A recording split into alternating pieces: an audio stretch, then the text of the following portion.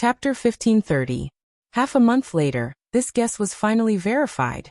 Yun Shishir's personal Weibo published a series of large posts and announced that she would be LV's brand ambassador.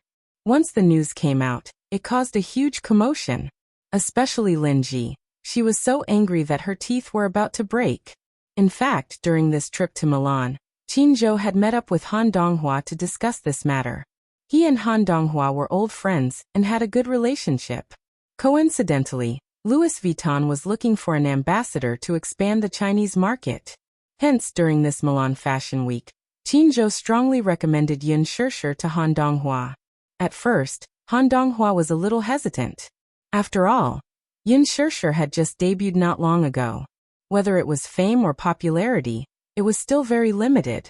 However, on the red carpet, Yun Shishir's noble and elegant Oriental classical aura conquered him instantly. Han Donghua was an American-born Chinese. Although he grew up overseas, he was very obsessed with Oriental classical culture. Yun Shishir's mysterious and elegant classical aura attracted him instantly. Han Donghua mentioned this matter to Sir Andy, and also mentioned Yun Shishir to Sir Andy, expressing his admiration for Yun Shishir. Sir Andy also approved of Yun Shishir. However, before this, Han Yuyan's team had already contacted him and expressed their intention to work together. Louis Vuitton's headquarters also leaned towards Han Yuyan's idea of a new ambassador. After all, compared to Han Yuyan, who had debuted many years ago, Yun Shishir had just debuted and was lacking in many aspects. However, on the night of the fashion banquet, when Yun Shishir appeared with Mu Yaja in a cheongsam gown, Sir Andy immediately changed his mind and decided on Yun Shishir as LV's ambassador for China. This was because beside Yun Shishir stood Mu Yaja. Just the name Mu Yaja alone was enough to convince her. This was capital. Putting aside capital, she was more outstanding than Han Yuyan. While being outstanding, they also had a lot of resources. Thus, Han Yuyan was mercilessly squeezed out.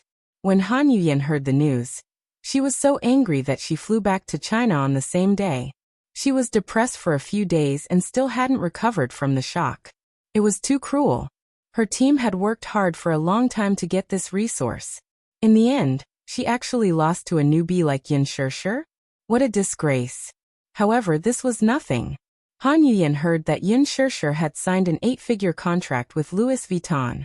She was so angry that she almost vomited blood. 8 digits. An endorsement worth tens of millions. On what basis? For a big brand like Louis Vuitton, even if she was a diva, her contract would only be 8 figures. Yun Shishir, a newcomer who just debuted, actually signed a contract worth 8 figures? When Gu Xingzi signed a contract with Louis Vuitton, it was only 7 figures. When Han Yuyan's team first approached Louis Vuitton, they even stated that if they could sign an endorsement deal with Louis Vuitton, they wouldn't mind paying the signing fee. Yun Shishir actually signed an 8-figure contract. Han Yuyan felt extremely unbalanced. Lin Ji also felt the same way. When she found out that Yun Shishir had signed a contract with a sky-high price, she was so angry that she cried on the spot. She couldn't help but curse viciously in her heart. How did Yun Shishir get this contract? Unspoken rules? Chapter 1531. At the thought of this, she had nowhere to vent the bitterness in her heart. This news alarmed Song Inya as well. Some time ago, she went overseas to relax. When she returned, she learned of this news. She had always been more concerned about the fashion industry. As a socialite, she was very particular about big brands. She was also keen on international brands like Louis Vuitton and Chanel. When she browsed Weibo and learned of this news, she was also a little shocked. Yun Shishir actually signed with Louis Vuitton? Brother Mu must have helped her get the resources, right? Otherwise, how could a newcomer who had just debuted get such a top fashion resource like Louis Vuitton? In the past few days after she returned, she discovered that there seemed to be a huge change in the Mu family. There was a huge upheaval in the Mu group. Mu Lianjua had passed away from an illness. The 4th son of the Mu family, a core figure with a high position in the family. Not only that, Song Inya also noticed that Mu Wanru seemed to have disappeared. The Muse announced to the public that Mu Yaja and Mu Wanru had broken off their engagement. Song Inya did not know whether to be happy or worried about this news. She was happy that since Muyaja and Mu Wanru had broken off their engagement, did that mean that she had another chance? However, she was worried that even if Brother Mu and Mu Wanru had broken off their engagement, so what? Yin Shirshir, this stumbling block, had not been dealt with yet. At the thought of Yin Shirshir, Song Inya felt that this woman was really detestable. Why was Brother Mu still not tired of her? She thought that Brother Mu would have long gotten tired of Yin Shirshir. However, when she returned to the country, she saw Yin Shirshir's face that made her want to strangle her to death. She was extremely disgusted. She still remembered the smug look on that B*TCH's face when she personally went to apologize to Yin Shirshir for Brother Mu's sake. Song Inya felt as disgusted as if she had swallowed a fly alive. In her eyes, Yin Shirshir was a lowly commoner, while she was a high and mighty noble lady. She actually wanted her to lower her head and apologize to this lowly commoner. However, for the sake of elder Brother Mu, she could endure this anger. For the sake of elder Brother Mu, she gritted her teeth and endured this grievance. The problem was that this lowly commoner actually did not accept her apology, and even accused her of being insincere. Song Inya was so angry that she wanted to tear her into pieces. As a high and mighty noble lady, as the daughter of a socialite and the mayor's daughter, it was already a great favor for her to bend down and apologize to her.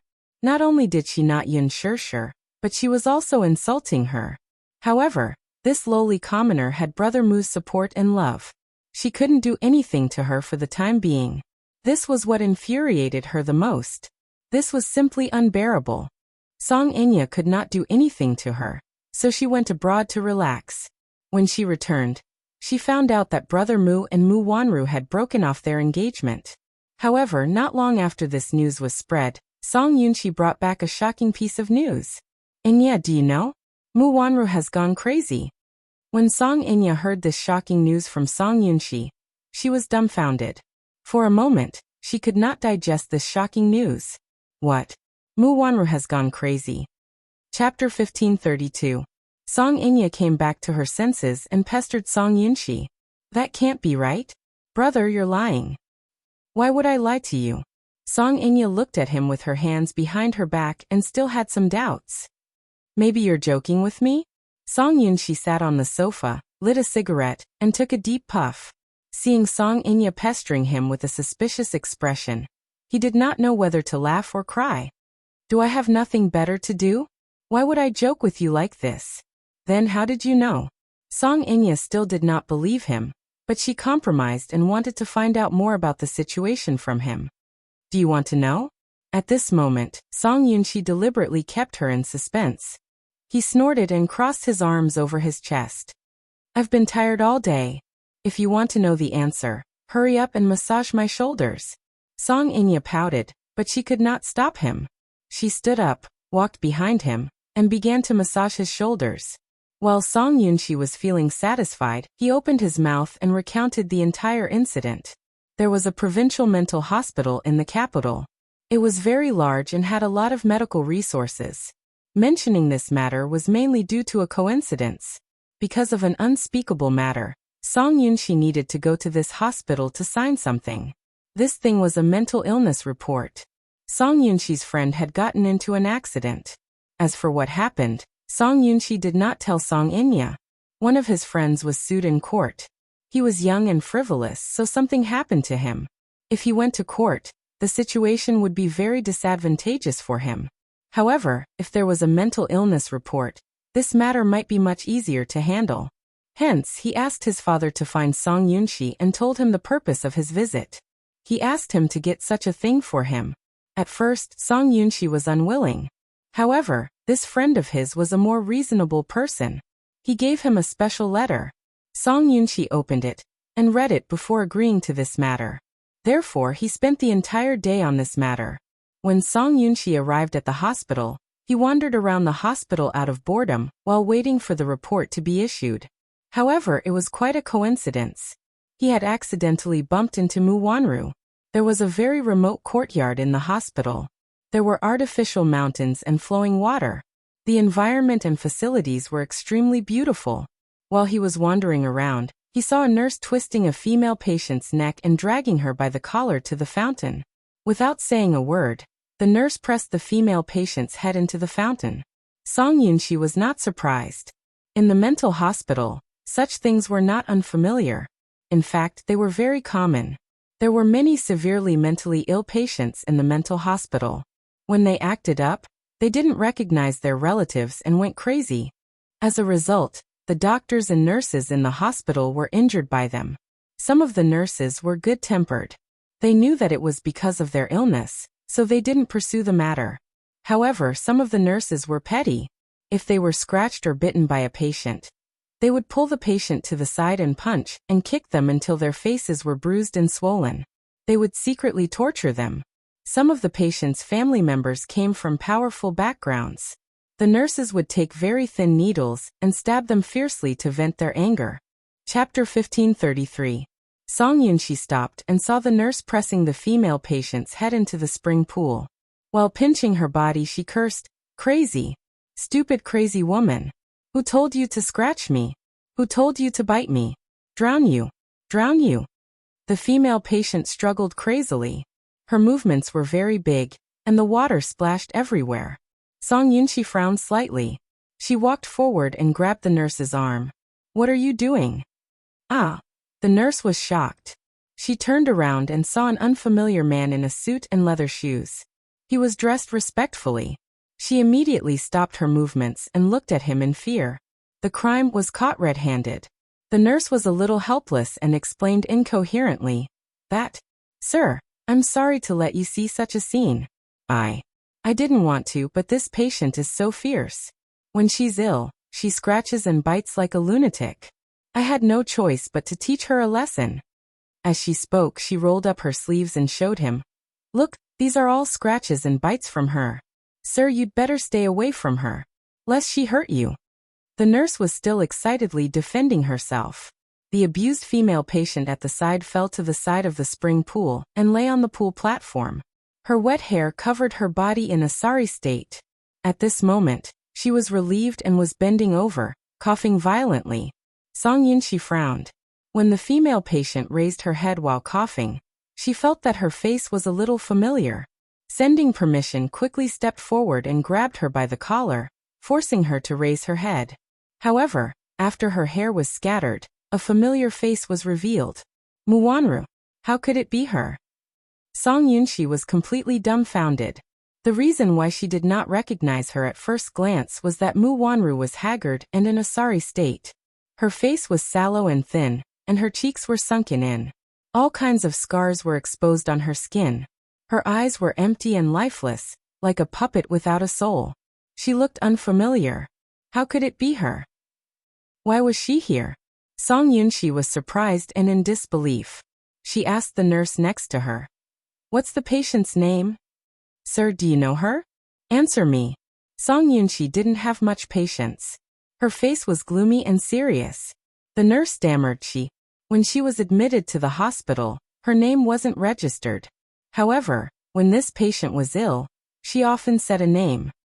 "Whose name? What's her name?" "Yin Shirshir. It's the same name as that popular celebrity recently, so I remember it very clearly." Upon hearing this, Song Yunxi's eyes darkened. He turned around and looked at her. With a suspicious gaze he probed, "Muwanru?" As soon as he called out this name, she seemed to have some reaction to this name, and turned her gaze towards him. How do you know my name?" Muwanru was like a young and childish child. She laughed crazily a few times, pointed at him, and then pointed at herself. You know me?" Song Yunxi turned pale with fright. His suspicions were confirmed.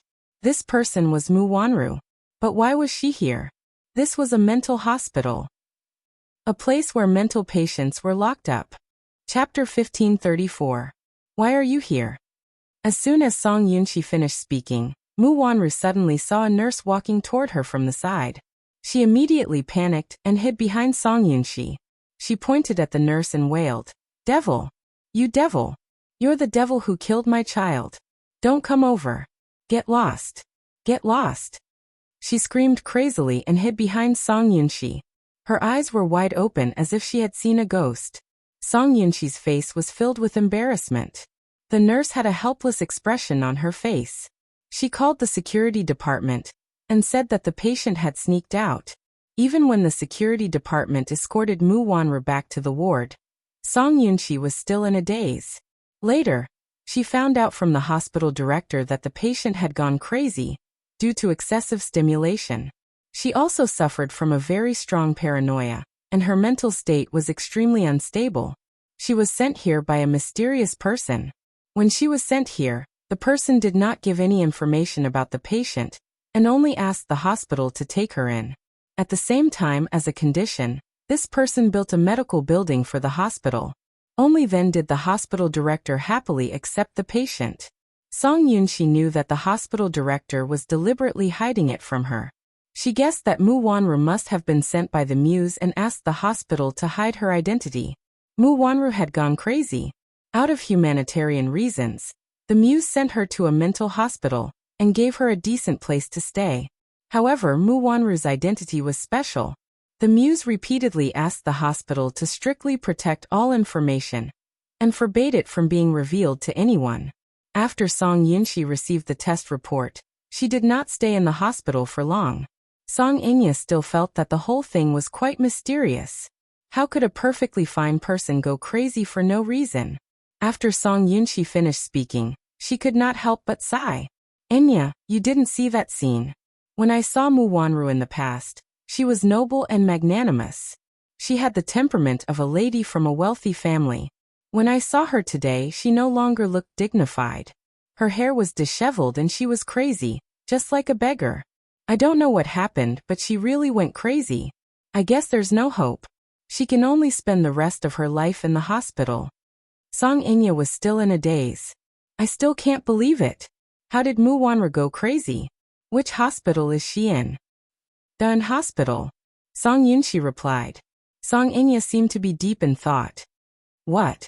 You don't believe my words and you want to see it for yourself? Yunxi, pretending to be unhappy. Song Inya hurriedly replied. No. Brother, listen to yourself. Just a little. I can't believe it. I can't believe it. What? Song. It's impossible for a person to go crazy for no reason. She must have been agitated. That's enough. You're so stupid. Don't think too much about those useless things. Song Inya said angrily. What? Brother, you only know how to make fun of me. Chapter 1535. After sitting in the living room for a while, Song Yunxi went to the study to do some reading. Song Inya, on the other hand, sat on the sofa in a daze for a long time. Has Mu Wanru really gone mad?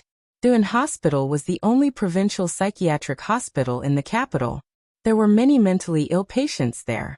Is Mu Wanru really in there? The next afternoon, Song Inya drove to Duan Hospital. When she entered, the security guard stopped her. Hello, miss. You are. She panicked for a moment but maintained her composure. I'm here to visit a patient's family. Oh, come and register then. The security guard instructed. She casually wrote down a name and number on the registration book and was allowed to enter. She walked to the inpatient department.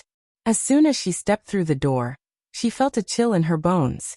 The lobby of the inpatient department was extremely spacious, but it gave off an extremely oppressive feeling.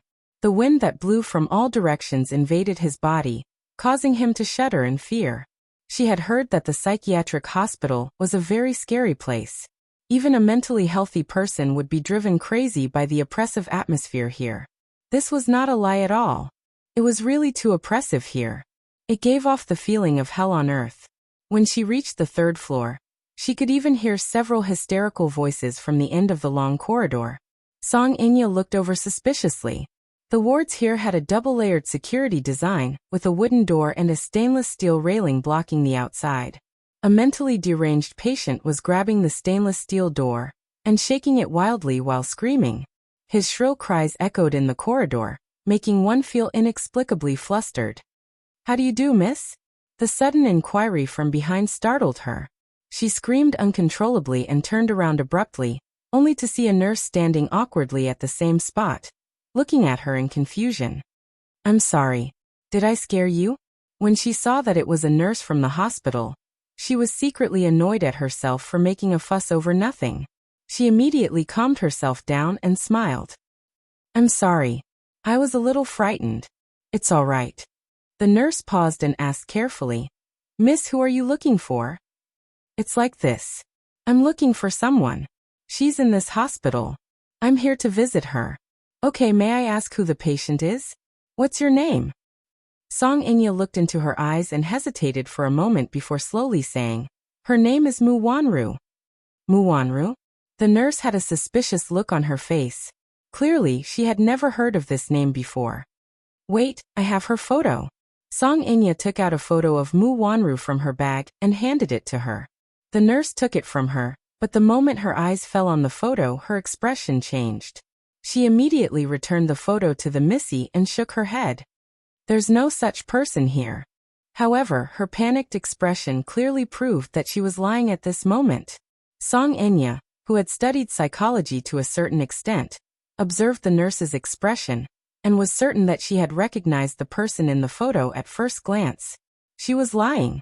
Chapter 1536. Mu Wanru was clearly in this hospital. However, due to some unspoken regulations, or for the sake of confidentiality, the nurse said that there was no such person in the hospital. Song Inya smiled and said calmly, I know she's here. I'm her friend. Can you bring me to see her? No way. The moment the nurse opened her mouth, she realized that she had misspoken and quickly corrected herself. Miss, I've already said that there's no such person in this hospital. You mustn't make things difficult for me. Why would I make things difficult for you when you put it that way? Song Inya smiled gently. She then slowly reached into her handbag and walked toward the nurse. I know she's here. I'm here today to visit an old friend. I don't have any other intentions, nor do I have any intention of making things difficult for you. As she spoke, she inched closer to the nurse and carefully took out something wrapped in a stack of letters from her handbag. She then stuffed it into the nurse's hands with a smile in her eyes, expressing her friendliness first. The moment the nurse's hand touched the thick bundle of letters, her heart skipped a beat. The sky is so thick. She pinched the letter with her fingertips and roughly knew what number was in the letter. The nurse's face became a little hesitant. She looked at the woman with a friendly smile in front of her with some hesitation. Miss, I won't hide it from you. The person in the photo you showed me earlier is indeed in this hospital. However, the director has made it clear that this patient's identity is very special, so no one is allowed to visit her. No matter who you meet, you have to announce to the public that there's no such person.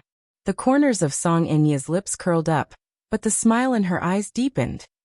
I know the rules. As long as you bring me to see her, I'll pretend that nothing happened after that. After a pause, she added, as long as you bring me to see this person, I'll give you more benefits.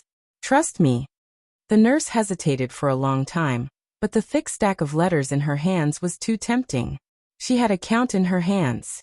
She touched the letter and found that it was definitely a 5-digit number. What a tempting number. She had worked in this hospital for 3 years, and her monthly salary, including performance, was at most 3,000 to 4,000 yuan. Such a huge sum of money was equivalent to a pie falling from the sky. She held it in her hands and was reluctant to let it go. Humans were all greedy for money. With money, it was naturally easy to pave the way. The nurse was finally tempted. She took the money and led the way without saying a word. Song Inya followed her all the way out of the inpatient department. After passing through 18 winding water bridges and corridors, they arrived at a small, secluded building. This small building was the old building of Dan Hospital. 10 years ago, after the government allocated funds to trim the new building, this old inpatient building was completely abandoned. However, because the quality of the building was still acceptable, it was not torn down. After some renovation, it became a dormitory. Chapter 1537. She had a count in her hands. She touched the letter and found that it was definitely a 5-digit number. What a tempting number.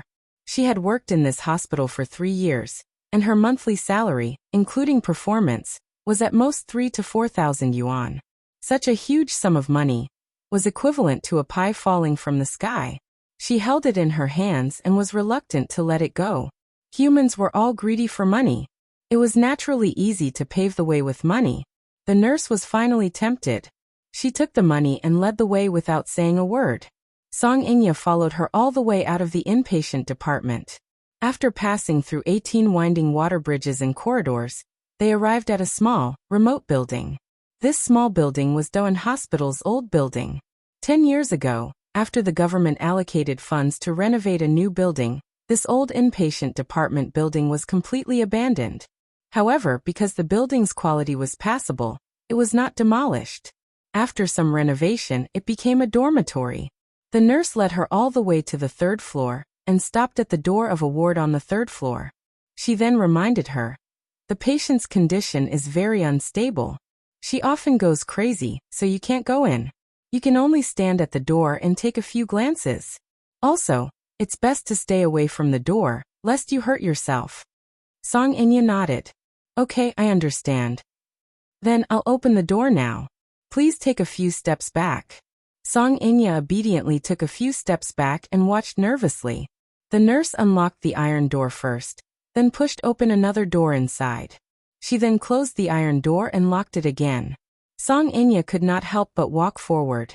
Through the heavy metal bars, she finally saw the back of the person in the ward. She hugged her knees and sat on the bed with her back facing the door. Her whole body was trembling slightly, and her hands were constantly pulling at her hair. A piece of hair that had been pulled out was on the snow-white bedsheet. However, she did not seem to know the pain as she continued to pull at her hair, as if she could not wait to pull out all the messy hair on her head. In his memory, Mu Wanru had long hair that made people envious. It was black and shiny, with a natural and beautiful luster. But now, her beautiful hair seemed to have been cut short by a lot. It was so messy that it looked like it had been a long time since she washed it. Her hair was dirty and messy. Because it was too greasy, her hair seemed to have clumped together. She seemed to feel that her scalp was extremely itchy. She scratched and pulled at it. Some places were scratched so hard that a bald patch was left. Song Inya furrowed her brows in disgust. As soon as the door was opened, a stench from inside hit her in the face. It was as if the person had not bathed for a long time. The combination of the sour stench and the stench of excrement was nauseating. When the patient's condition is unstable, he often loses control of his bowels and excrement. His clothes are stained with his excrement, so there's a stench in the room, the nurse explained. Song Inya was a clean freak, so when she smelled the stench, she could not help taking out her handkerchief to cover her nose and mouth. The nurse smiled a little awkwardly. "I didn't have time to clean it up today. She must be filthy now. Why don't you come again next time?" "No need." Chapter 1538. The nurse hesitated for a long time before nodding her head. Before she left, she did not forget to remind her. "Don't get too close to her. Be careful that she doesn't hurt you." With that, she left. Song Inya stood at the door and watched for a while before carefully probing, "Sis Wanru?" The back of the person on the bed stiffened as if she had heard her voice. She then turned to stone, and did not respond. Song Inya furrowed her brows, and was about to speak when the person on the bed suddenly turned her head around. A face as pale as a ghost's came into view, giving her a fright. "Ah!" She could not help taking a step back and patting her chest, still feeling a little scared. Mu Wanru suddenly got off the bed. Her pair of empty eyes stared at her blankly, lifeless and numb. "Who are you?" "Sis Wanru. Don't you recognize me?"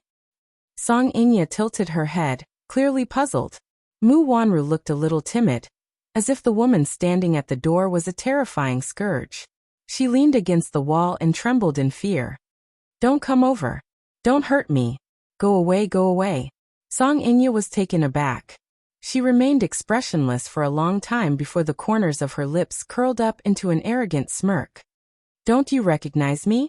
Haha. I'm Inya." As she spoke, she sized her up with disgust. A sinister look appeared in her eyes. "Haha. Mu Wanru, oh Mu Wanru, so you have a day like this too. I didn't expect you to end up in such a miserable state.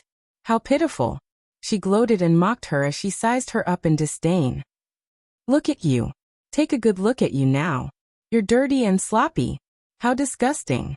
How does it feel to be abandoned?" Song Inya paused for a moment before spitting out 2 words. "You deserve it." Because of these 2 words, Mu Wanru's expression changed. She looked like she understood, but also like she didn't. Her expression was a little strange. Mu Wanru, I've wanted to say this to you for a long time. Song Inya stood at the door and looked down at Mu Wanru condescendingly. It was as if the latter was nothing more than a pitiful ant beneath her feet, that she could easily trample to death. Brother Mu is mine. It belongs to me. Brother Mu. Mu Wanru repeated it a few times in her mind. Suddenly, the look in her eyes changed. A monstrous hatred appeared in her eyes. It was twisted and terrifying. She suddenly pounced at the door like a hungry wolf.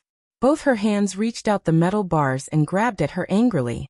Song Inya, who was standing very close to the door, was caught off guard and could not dodge in time. 2 bloody scratches were left on her face.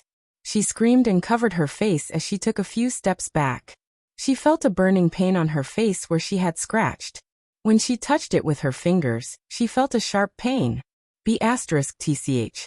What are you doing? Song Inya covered her face and yelled at her. Mu Wanru, on the other hand, seemed to have gone crazy. She kept making muffled sounds as her hands scratched in her direction.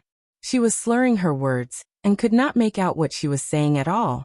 Song Inya hurriedly took out a hand mirror to check her face. There were 2 bloody scratches on her face from the other's sharp nails. Chapter 1539. Song Inya wiped her hands with a handkerchief and frowned in pain. She then looked at Mu Wanru's long fingernails, which were embedded with a mixture of black and yellow filth, and felt nauseous again. How disgusting. Oh God. Just how dirty were her hands. When she pounced on her, the gust of wind that came with her was accompanied by a fishy stench. Song Inya looked at the room behind her, and saw that it was extremely dirty. There were feces, vomit, and all kinds of urine stains in the room. It was a sight that made one's scalp tingle. Mu Wanru screamed like a madwoman. Yin Shirshir. I'm going to kill you. I'm going to kill you. Song Inya was stunned. Suddenly, a strange and vicious expression appeared on her face. You recognize me? Yin Shirshir. Even if you turn into ashes, I'll still remember you. I won't let you off. You deserve to die. You deserve to die. You killed my child. You're the one who killed my child. Child? What child? Song Inya was stunned. Why did she keep saying that Yin Shirshir killed her child? Wasn't Mu Wanru infertile? Could it be? Was it her and Brother Mu's child? Song Inya's face turned ashen when she thought of this. B***TCH. Where did your child come from? Song Inya easily lost her rationality when it came to Muyaja. She became hysterical and questioned Mu Wanru sternly. Say it. Is the child yours and Brother Mu's? Say it. Say it. Mu Wanru did not seem to hear her though. She pounced on the metal door with a strange and sinister expression on her face. It's all your fault. It's all your fault. You're the one who killed my child. It's all your fault. Return my child to me. Return my child to me. Song Inya panicked. She rushed forward and slapped Mu Wanru, leaving a deep handprint on her cheek. B***TCH. You haven't answered my question. Say it. Where did your child come from? Aha. My child is gone. It's gone. My child was killed by you. Mu Wanru, however, did not answer her question. She looked extremely depressed as she slid to the ground, her eyes empty and lifeless. The child is gone. The child is gone. Yin Shirshir, you deserve to die. You deserve to die. Song was filled with anger. She had lost her rationality, but when she regained her senses, she sneered at herself. She had actually stooped to the level of a lunatic. Where did the child come from? She must have been delusional. She had been delusional. She had been delusively. Song Inya looked at Mu Wanru. While she was angry, she was also secretly pleased. At least Mu Wanru was crazy. Ha! This was the consequence of going against her. Who told you to fight with me? Song Inya suddenly cursed. Who told you to fight with me for Brother Mu? Mu Wanru, this is your retribution. You can't win against me. You and Yin Shirshir are the same. Brother Mu is mine. None of you have the right to fight with me. With that, she snorted and turned to leave. After leaving the ward, the nurse hurriedly chased after her. Just as she was about to speak, she was surprised to see the 2 red marks on her face. Chapter 1540. She's really crazy.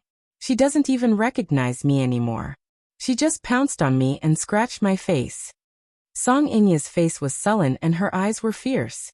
When she turned to look at the nurse, she forced a smile. It's fine though. After all, she's already crazy. I can't stoop to her level. The nurse exchanged a few pleasantries before begging her again. Please don't tell anyone about what happened today.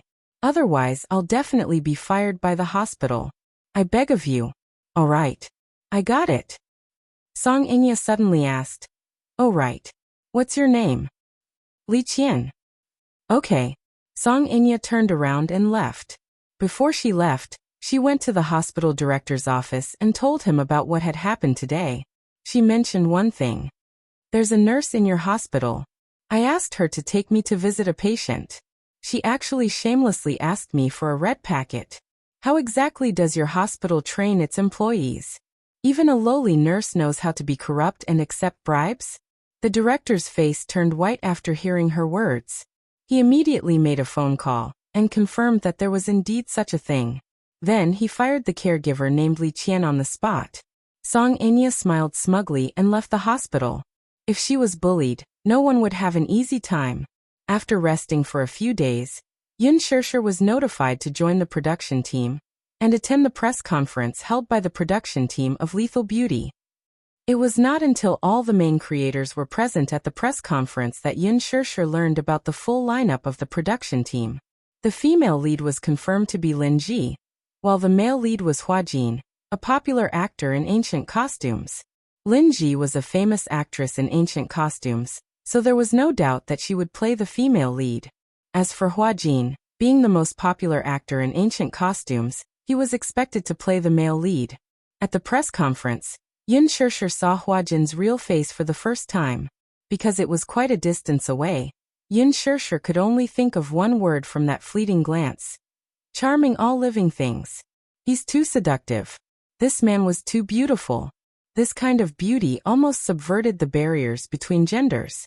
Looking from afar, the palm-sized handsome face was as white as jade, with a pair of peach blossom eyes that were as charming as silk, and the corners of his eyes were long and narrow. The perfect lines of his facial features were like a sculpture made by the gods. Every detail was meticulously carved, extremely exquisite and beautiful.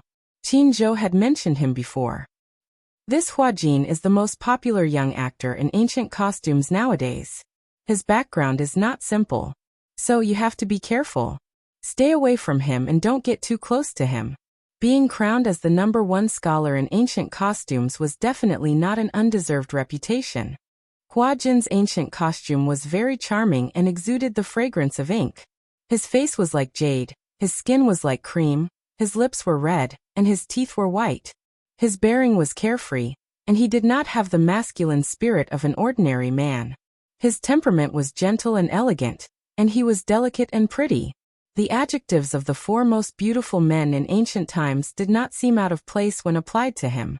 His body had a classical charm that made people unable to help but fall for him. It was said that Hua Jin was his stage name. However, no one knew his real name. Yun Shishir had always remembered Qin Zhou's advice. He said that Hua Jin's background was not simple, and that she had to be careful when interacting with him. Chapter 1541. Hua Jin noticed this and couldn't help but glance at her thoughtfully. However, it was just a glance.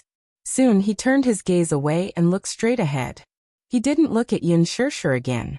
However, there was a hint of playfulness in his eyes. The first segment of the press conference was an interview with the main cast. Originally, such interviews were mainly for the male and female leads. However, during this period, due to Yun Shishir's popularity, Yun Shishir's limelight had once overshadowed Lin Ji and became the focus of attention. Some time ago, I heard that you negotiated an endorsement contract with the CEO of Louis Vuitton in China. Is this true? What do you think about acting in this gold-plated blockbuster? All the questions revolved around Yun Shishir. Lin Ji sat in her seat. As the female lead of this drama, she was unexpectedly neglected. She looked around the room and found that most of the cameras were focused on Yun Shishir. She felt even more annoyed. Yun Shishir's seat was lit by the flashing lights. She had a smile on her face and answered orderly. Her responses were quite satisfactory. Some of the questions were too sharp, but she was able to gloss over them with a few words. Not only did she give the media space to write, but she also gave them leeway. Her high EQ was undoubtedly displayed at this moment. Her on-the-spot responses were handled with ease. Qin Zhou wasn't present. He watched the live broadcast on his mobile phone and was quite satisfied with her performance. However, Lin Ji was a little dissatisfied. These reporters really didn't know their priorities. She was the backbone of the production. Yin Shirshir was just a supporting actress. Why was she being paid so much attention? In order to be able to outshine all the other female stars at this press conference, she deliberately dressed up grandly. She was gorgeously dressed and had exquisite makeup. She wanted to win the attention of the audience at this interview. In the end, she was dressed so grandly, but the cameras were not focused on her. Wasn't this a little too much? What was wrong with the production team? Didn't they inform the media in advance? She was the female lead. The only female lead in this drama. Yin Shirshir was just a supporting actress, a vicious supporting actress. Why was she receiving so much attention? The female lead was actually less popular than a supporting actress. This was too unreasonable. Lin Ji sat in her seat. Because of her anger, her whole body was stiff, as if she had been petrified. The lines on her shoulders were trembling faintly. Although she tried to force a smile on her face, the anger in her heart was surging more and more violently, and she was almost unable to suppress it. However, for the sake of the overall situation, she could only forcefully endure it. However, the displeasure in her eyes could not be concealed. As a result, when it was rare for the media to interview her, her attitude was quite unfriendly. Her tone was very harsh, and she even retorted with some sharp questions. As a result, the media was even more unwilling to interview her. On the other hand, Yin Shirshir's ability to react quickly in the forest made the media more willing to interview her. Because of her interaction, the audience was laughing nonstop. Yin Shirshir was someone who knew how to show off her burdens. Her answers were witty and humorous. She was not as coy and pretentious as other actresses. She was reserved and witty at the same time. The media was amazed. This Yin Shirshir's EQ was too high. Chapter 1542. Halfway through the meeting, a media reporter suddenly raised his hand and asked a very difficult question. It said that director Gu originally wanted to cast you as the female lead, but you ended up playing the supporting role. How do you explain this rumor? Yin Shirshir was stunned for a moment. Lin Ji and everyone else present were stunned. Except for Hua Jin. He looked at Yin Shirshir and a playful look appeared on his face, which was more exquisite and beautiful than a woman's. He rested his chin on his hand and looked at her meaningfully, secretly anticipating her response. Lin Ji also stared at Yin Shirshir, wanting to see how she would answer this question. This question was very tricky.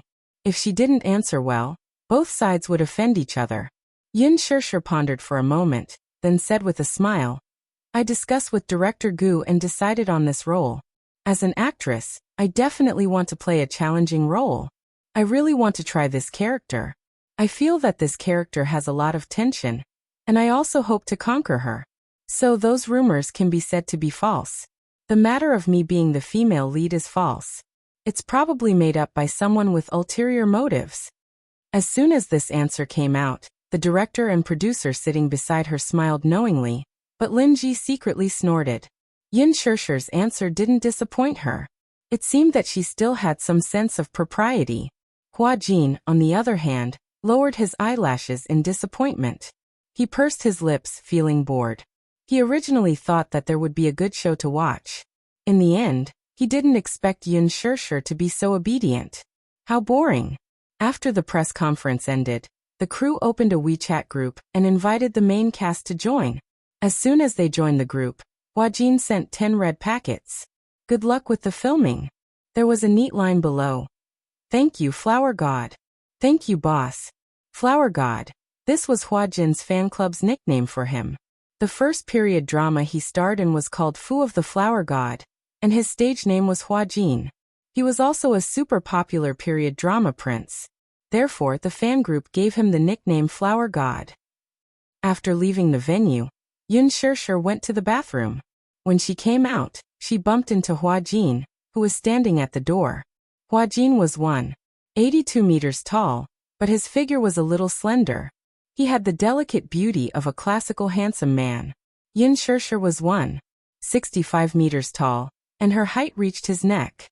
She didn't notice when she went out and bumped into his collarbone. Ugh! Yin Shirshir was shocked and took a step back. When she looked up and saw that it was him, her expression froze. Hua Jin, on the other hand, smiled as he sized her up.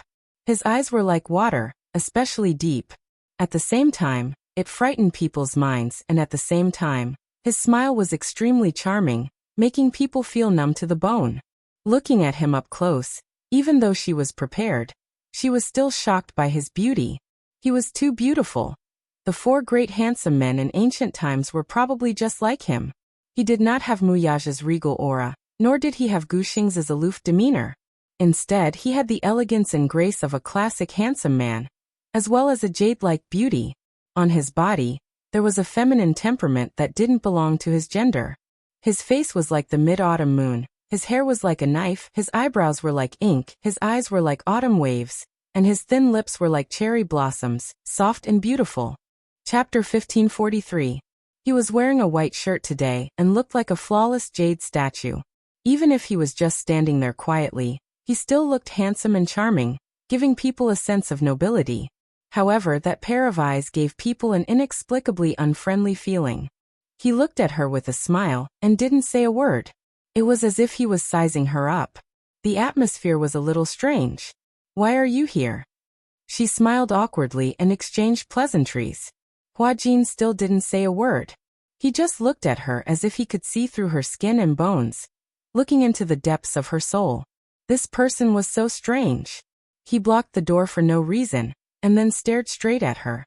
She didn't know what he was trying to do. It was really baffling. I'm in a hurry to leave. Is it convenient for you to let me through?" Yin Shirshir said in a friendly manner. Her tone was very polite. Hua Jin, however, remained unmoved. This person was so rude. Qinzhou said that Hua Jin was especially difficult to get along with. Moreover, his background was not simple and he had a strong backing.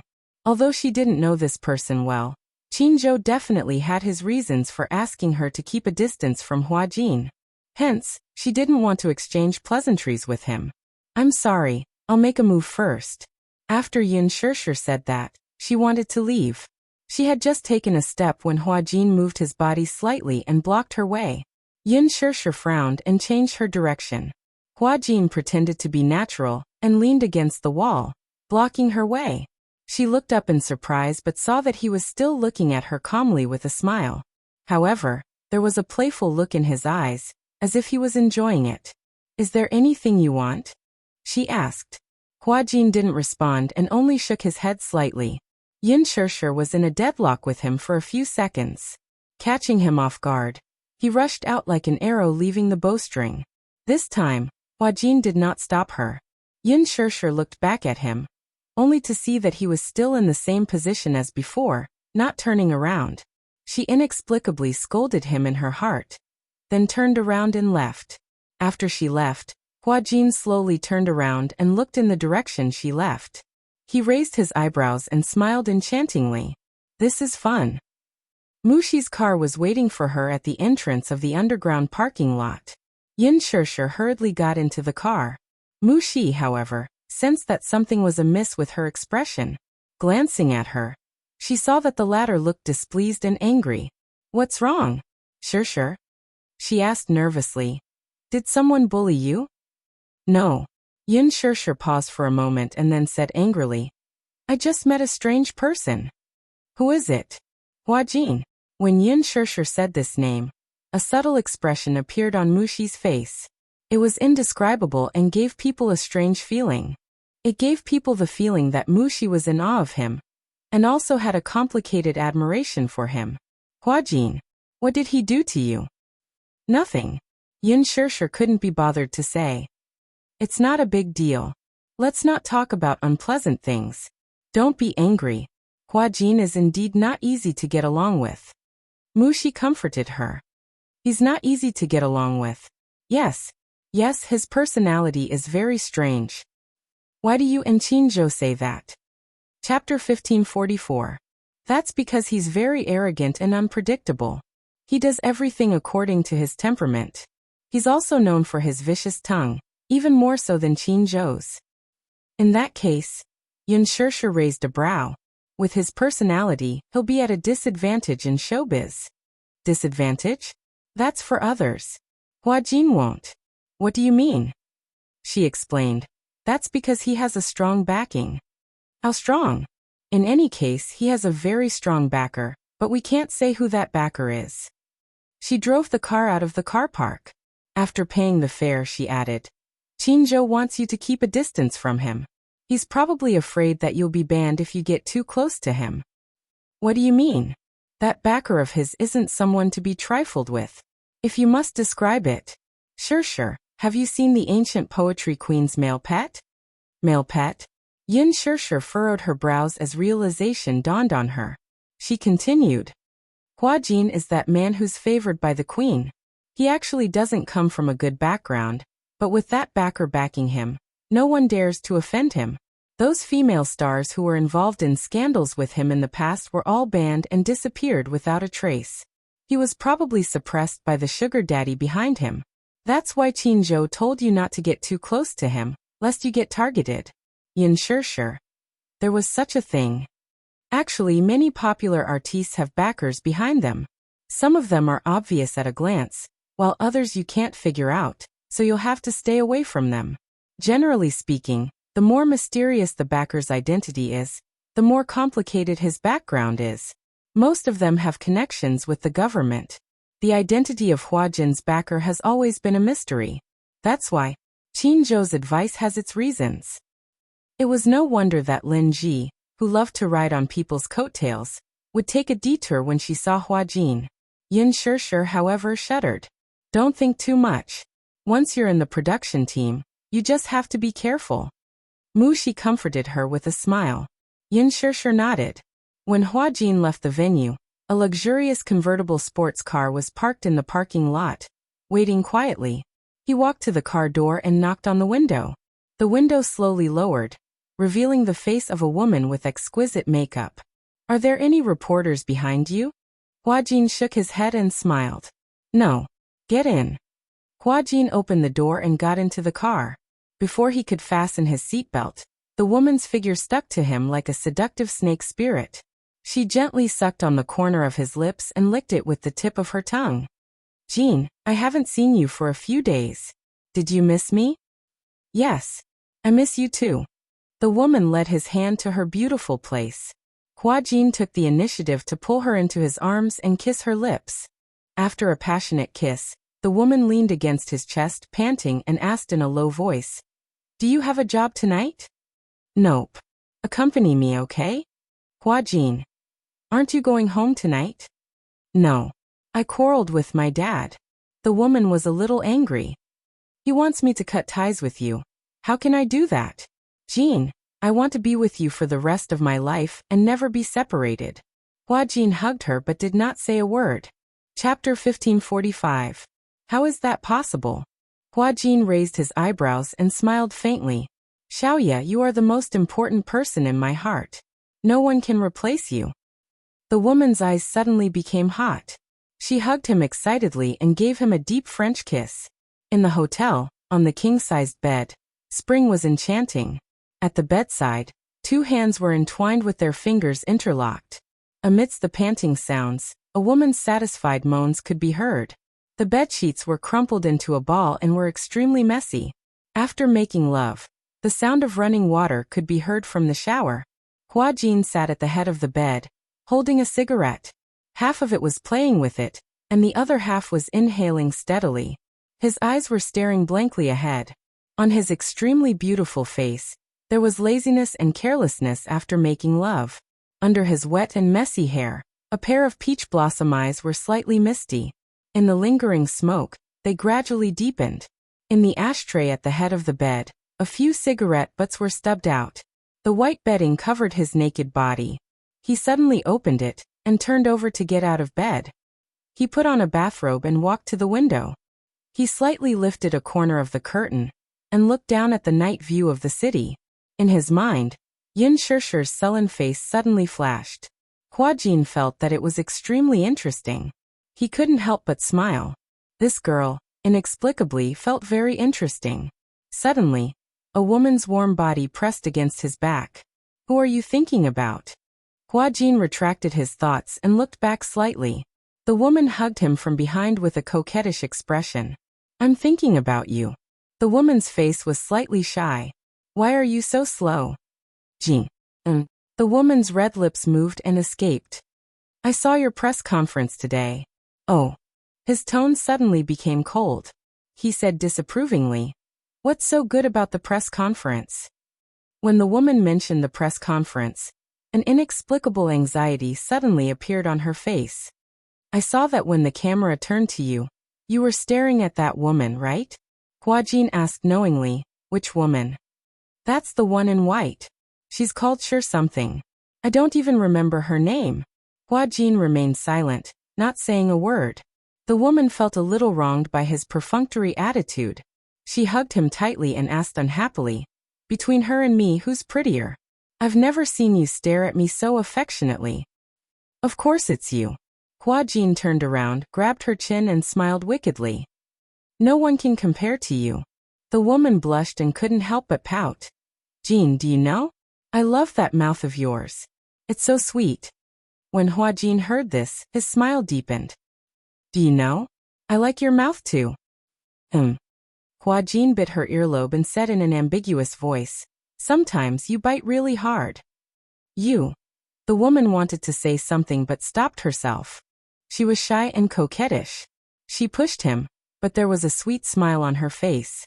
Hua Jin held her in his arms. However, from an angle that she couldn't see, his enchanting eyes were slightly cold and indifferent. His face was no longer as passionate as before, but a little cold. There was a hint of weariness between his eyebrows. When Yun Shirsha returned home, she saw Yu and Xiaoyichen in the living room, tearing apart the package in full swing. She entered the house quietly, so the two little guys who were getting excited did not notice her. Chapter 1546. Yun Shirsha purposely kept quiet. She walked behind them and watched their every move quietly. Yu and Xiaoyichen did not notice the person behind them. They were still unpacking their packages. Some time ago, there was a shopping carnival on the online shopping website. Many items were greatly discounted, and the prices dropped to freezing point. In a moment of carelessness, Yu ended up spending tens of thousands of yuan in his shopping cart. Yun Shirsha was now a popular public figure. Because of this, she rarely had the chance to take them out on the streets. Therefore, the two little guys took advantage of the shopping carnival and spent tens of thousands of yuan in front of the computer for the whole afternoon. Of course, they used Muyaja's credit card. Muyaja did not know about this. However, tens of thousands of yuan was just a small amount to him. Yu bought a lot of things. However, because of the carnival, many express delivery companies were out of stock. Therefore, the packages were delivered a week later than usual. Yu and Xiaoyichen had signed more than 80 packages from morning till night. More than 80 packages. Yu did not expect him to buy so many. He had suffered too much in the past. Therefore, even though he was young, he knew how to calculate carefully. When he saw that the price was right, he would place an order. When he signed for the packages, he was so tired that he almost vomited blood. At night, the two little guys sat in the living room and started to unpack the packages one by one. Yu had already unpacked a few packages. They were all clothes that he bought for himself and Xiaoyichen. The designs were exactly the same, but the sizes were different. Xiaoyichen tried them on and found that they fit perfectly. It was Xiaoyichen's first time shopping on the internet. He was as excited as a little bird. In his mind, if he wanted to buy something, he could just go to the Mu Group's shopping mall. If he wanted something, he could just take it and put it on the company's account. However, Yu's shopping experience was an eye-opener for him. How interesting. As he watched Yu haggle with the shop owner, Xiaoyichen felt as if he had opened the door to a whole new world. He felt that it was extremely novel, especially when Yu talked about something that made him feel inconceivable. He even started to feel sorry for the shop owner, but he still asked for a few gifts from the shop owner. He said sympathetically, You bargain too much. It's not easy for them to do business. Yu Yu was dumbfounded. Yin Shirshir watched quietly, feeling that the two little guys were really interesting. However, in the next second, her face stiffened, and her expression twitched. Yu Yu virtuously picked up a bra and held it up high. Xiaoyi-chen, does this look good? Yin Shirshir. Xiaoyi-chen was stunned. Bra? Yu Yu raised her eyebrows and said, Yes. I picked it for Mommy. What do you think of the design? It looks pretty good. Mommy hasn't shopped in a long time. She needs new underwear. That's why I picked a few for her. As Yu Yu spoke, he picked up another bra while Yin Shirshir was dumbfounded. This one looks good too. The design is very reasonable. Mommy will definitely feel comfortable wearing it. Xiaoyi-chen pursed his lips and said honestly, I don't know much about this. What do you know? Chapter 1547. Idiot piggy. What else do you know other than eating, drinking, and sleeping? Yu Yu picked up another lacy underwear. I bought a lot of underwear for Mommy. I was afraid that she wouldn't like it, so I bought one of each design and let her take turns to change. Xiaoyi-chen suddenly scratched his head and whispered, Still, I feel that Mommy will feel embarrassed if you buy so many underwear for her. Yin Shirshir, who was behind him, was petrified. It was more than just embarrassment. It was simply too shameful. Sure. If you don't say it, who will know? Yu Yu looked at him in disdain. He paused for a moment, and then tidied up the stack of bras. When the time comes, I'll secretly stuff these into the wardrobe. She'll definitely think that her assistant bought them for her. This way she won't suspect me. Mushi would follow Qin Zhou's orders every week to buy clothes for Yin Shirshir. From underwear to gowns, she would buy everything from the inside to the outside. Xiaoyi-chen picked up another bra, looked at it, and touched the material. The texture was soft. Is there anything particular about the design you mentioned?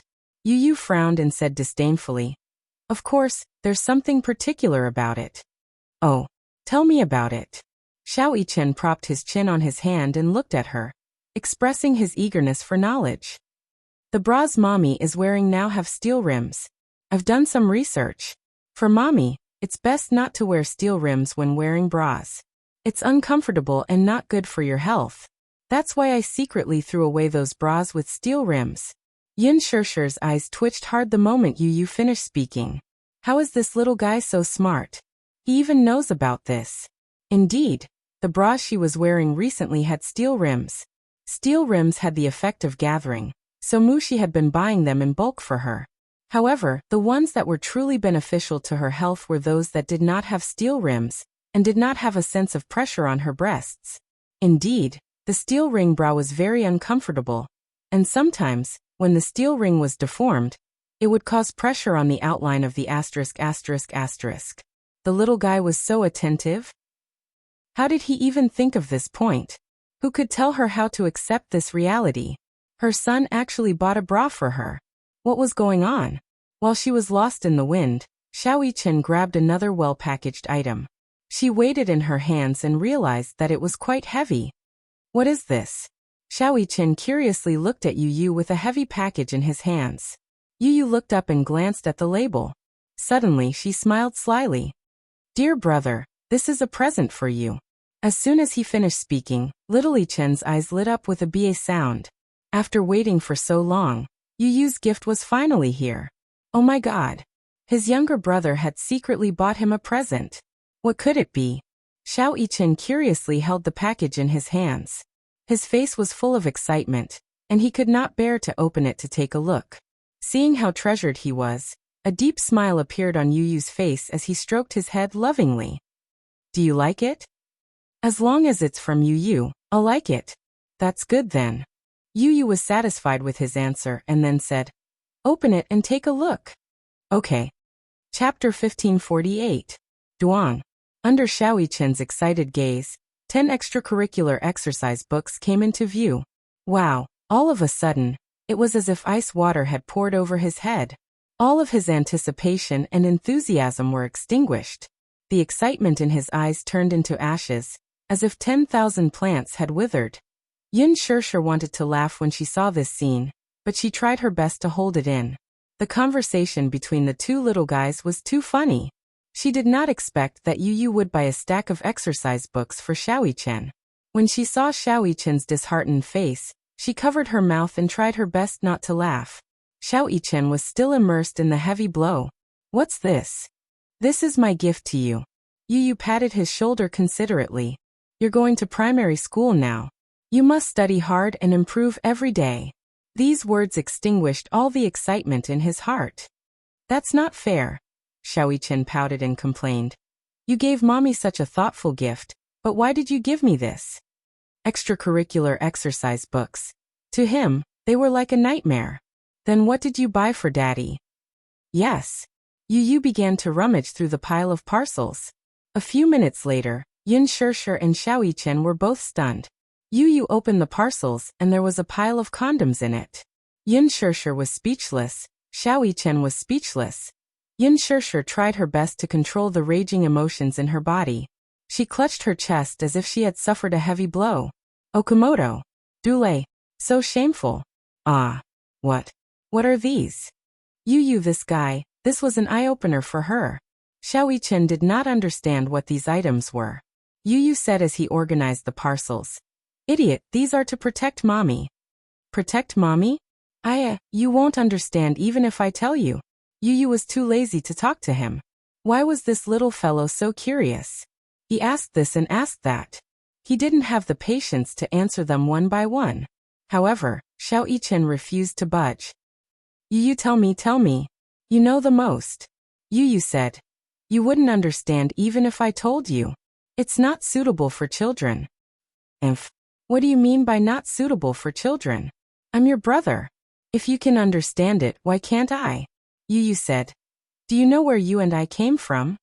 Not really. Yu Yu mysteriously picked up a box and explained. With this, mommy won't have a baby. Before Yun Shirshir could react, Xiaoyichen, who was obsessed with his sister, was the first to stand up and strongly object. No. Yu Yu blinked blankly. Clearly, he did not understand why Xiaoyichen was so agitated. Why are you so agitated? Xiaoyichen muttered. I want to have a sister. With this, I won't have a sister. Idiot. Yu Yu also stood up agitatedly. Do you know how painful it is to give birth to a baby? Don't tell me you want to watch mommy get tortured? Anyway, we're enough for mommy. He said this out of consideration for Yin Shirshir. However, little Chen was still so young. He did not know much about the matters between men and women. How could he understand the pain of a woman giving birth to a baby after 10 months of pregnancy? Chapter 1549. I don't care. I just want a younger sister. Yu Yu was speechless. He snorted and said, I don't care what you say. I won't watch mommy suffer. A long time ago, he had seen a video about a woman who was pregnant for 10 months and went into the operating room to give birth. He was still young when he watched the video, but he was deeply frightened by the shocking reality of the scene. So, mommy went through such terrible torture when she gave birth to him? Some pregnant women even went through the gates of hell after giving birth to their babies. Yu Yu still had lingering fears after watching the video for a long time. His heart ached, he was sad, and he felt even more guilty towards mommy. Hence, from then on, Yu Yu was even more considerate towards Yin Shirshir.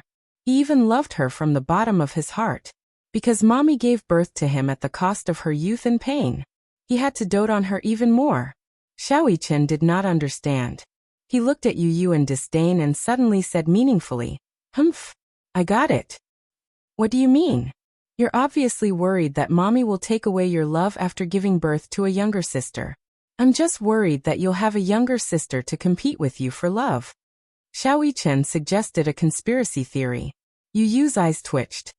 Compete for love. Isn't that so? Don't think that I don't know your good intentions. Xiaoyichen said a rare phrase. Then he had an expression that said, I've already seen through you. Yu Yu was speechless. He thought to himself, what nonsense is this guy saying again? Xiaoyichen suddenly took out a few sewing needles from the side. These were the same sewing needles that Yu Yu had used to sew the curtains. He picked up the needles and was about to poke the packaging of the condoms. Ah! Yu Yu was shocked when he saw this. He quickly snatched the sewing needles from his hand. What are you doing? I'm poking holes. Then, I'll have a little sister. Xiao Yichen cupped his face with both hands and said longingly. Yu Yu was infuriated. He clenched his fists and waved them around. Then he threatened Xiao Yichen. Little brat, if you continue to cause trouble, I will beat you up. Xiao Yichen snorted indignantly. Then, as if he had seen something behind Yu Yu, his eyes widened in horror. He was so scared that his shoulders began to tremble. What happened? Yu Yu said in surprise. All he did was threaten him. And he was scared to this extent? When did Mu Yichen become so timid? Mom. Xiao Yichen trembled as he spat out a few broken characters. The boy could not help but follow his line of sight and look behind him. Then he saw Yin Shishir standing behind him. Her face was ashen. Yu Yu. A sinister voice could be heard. It was obvious that a certain woman was very angry at this moment. Mommy. Yu Yu swallowed with much difficulty and called out to her. Yin Shishir snorted coldly and frowned. Yu Yu and Xiao Yichen hugged each other in fear for warmth. Their teeth were chattering. Before they could dodge, Yin Shishir reached out and pinched each of them by their ears. Wah wah wah. Bang. Chapter 1550. Tell me who bought all these. She pointed at the pile of packages on the floor. Among them, the white Okamoto suit was the most eye-catching. The moment Yin Shishir pointed at the box of suits, Yu Yu's face flushed red. He pursed his lips awkwardly. Little Yichen, on the other hand, discreetly pointed his finger at Yu Yu, reminding his mother of the person who had bought these things. In any case, he wanted to shirk all responsibility. He tried his best to widen his eyes. Blinking pitifully, he looked at Yin Shishir innocently. His pure and clear eyes seemed to be telling her, Mommy, I'm really innocent. I didn't buy all these things. I didn't buy them. Yin Tianyu caught a glimpse of Xiao Yichen's finger secretly pointing at him. It was obvious that the latter was betraying him. He shot him a cold glance as if giving him a silent warning.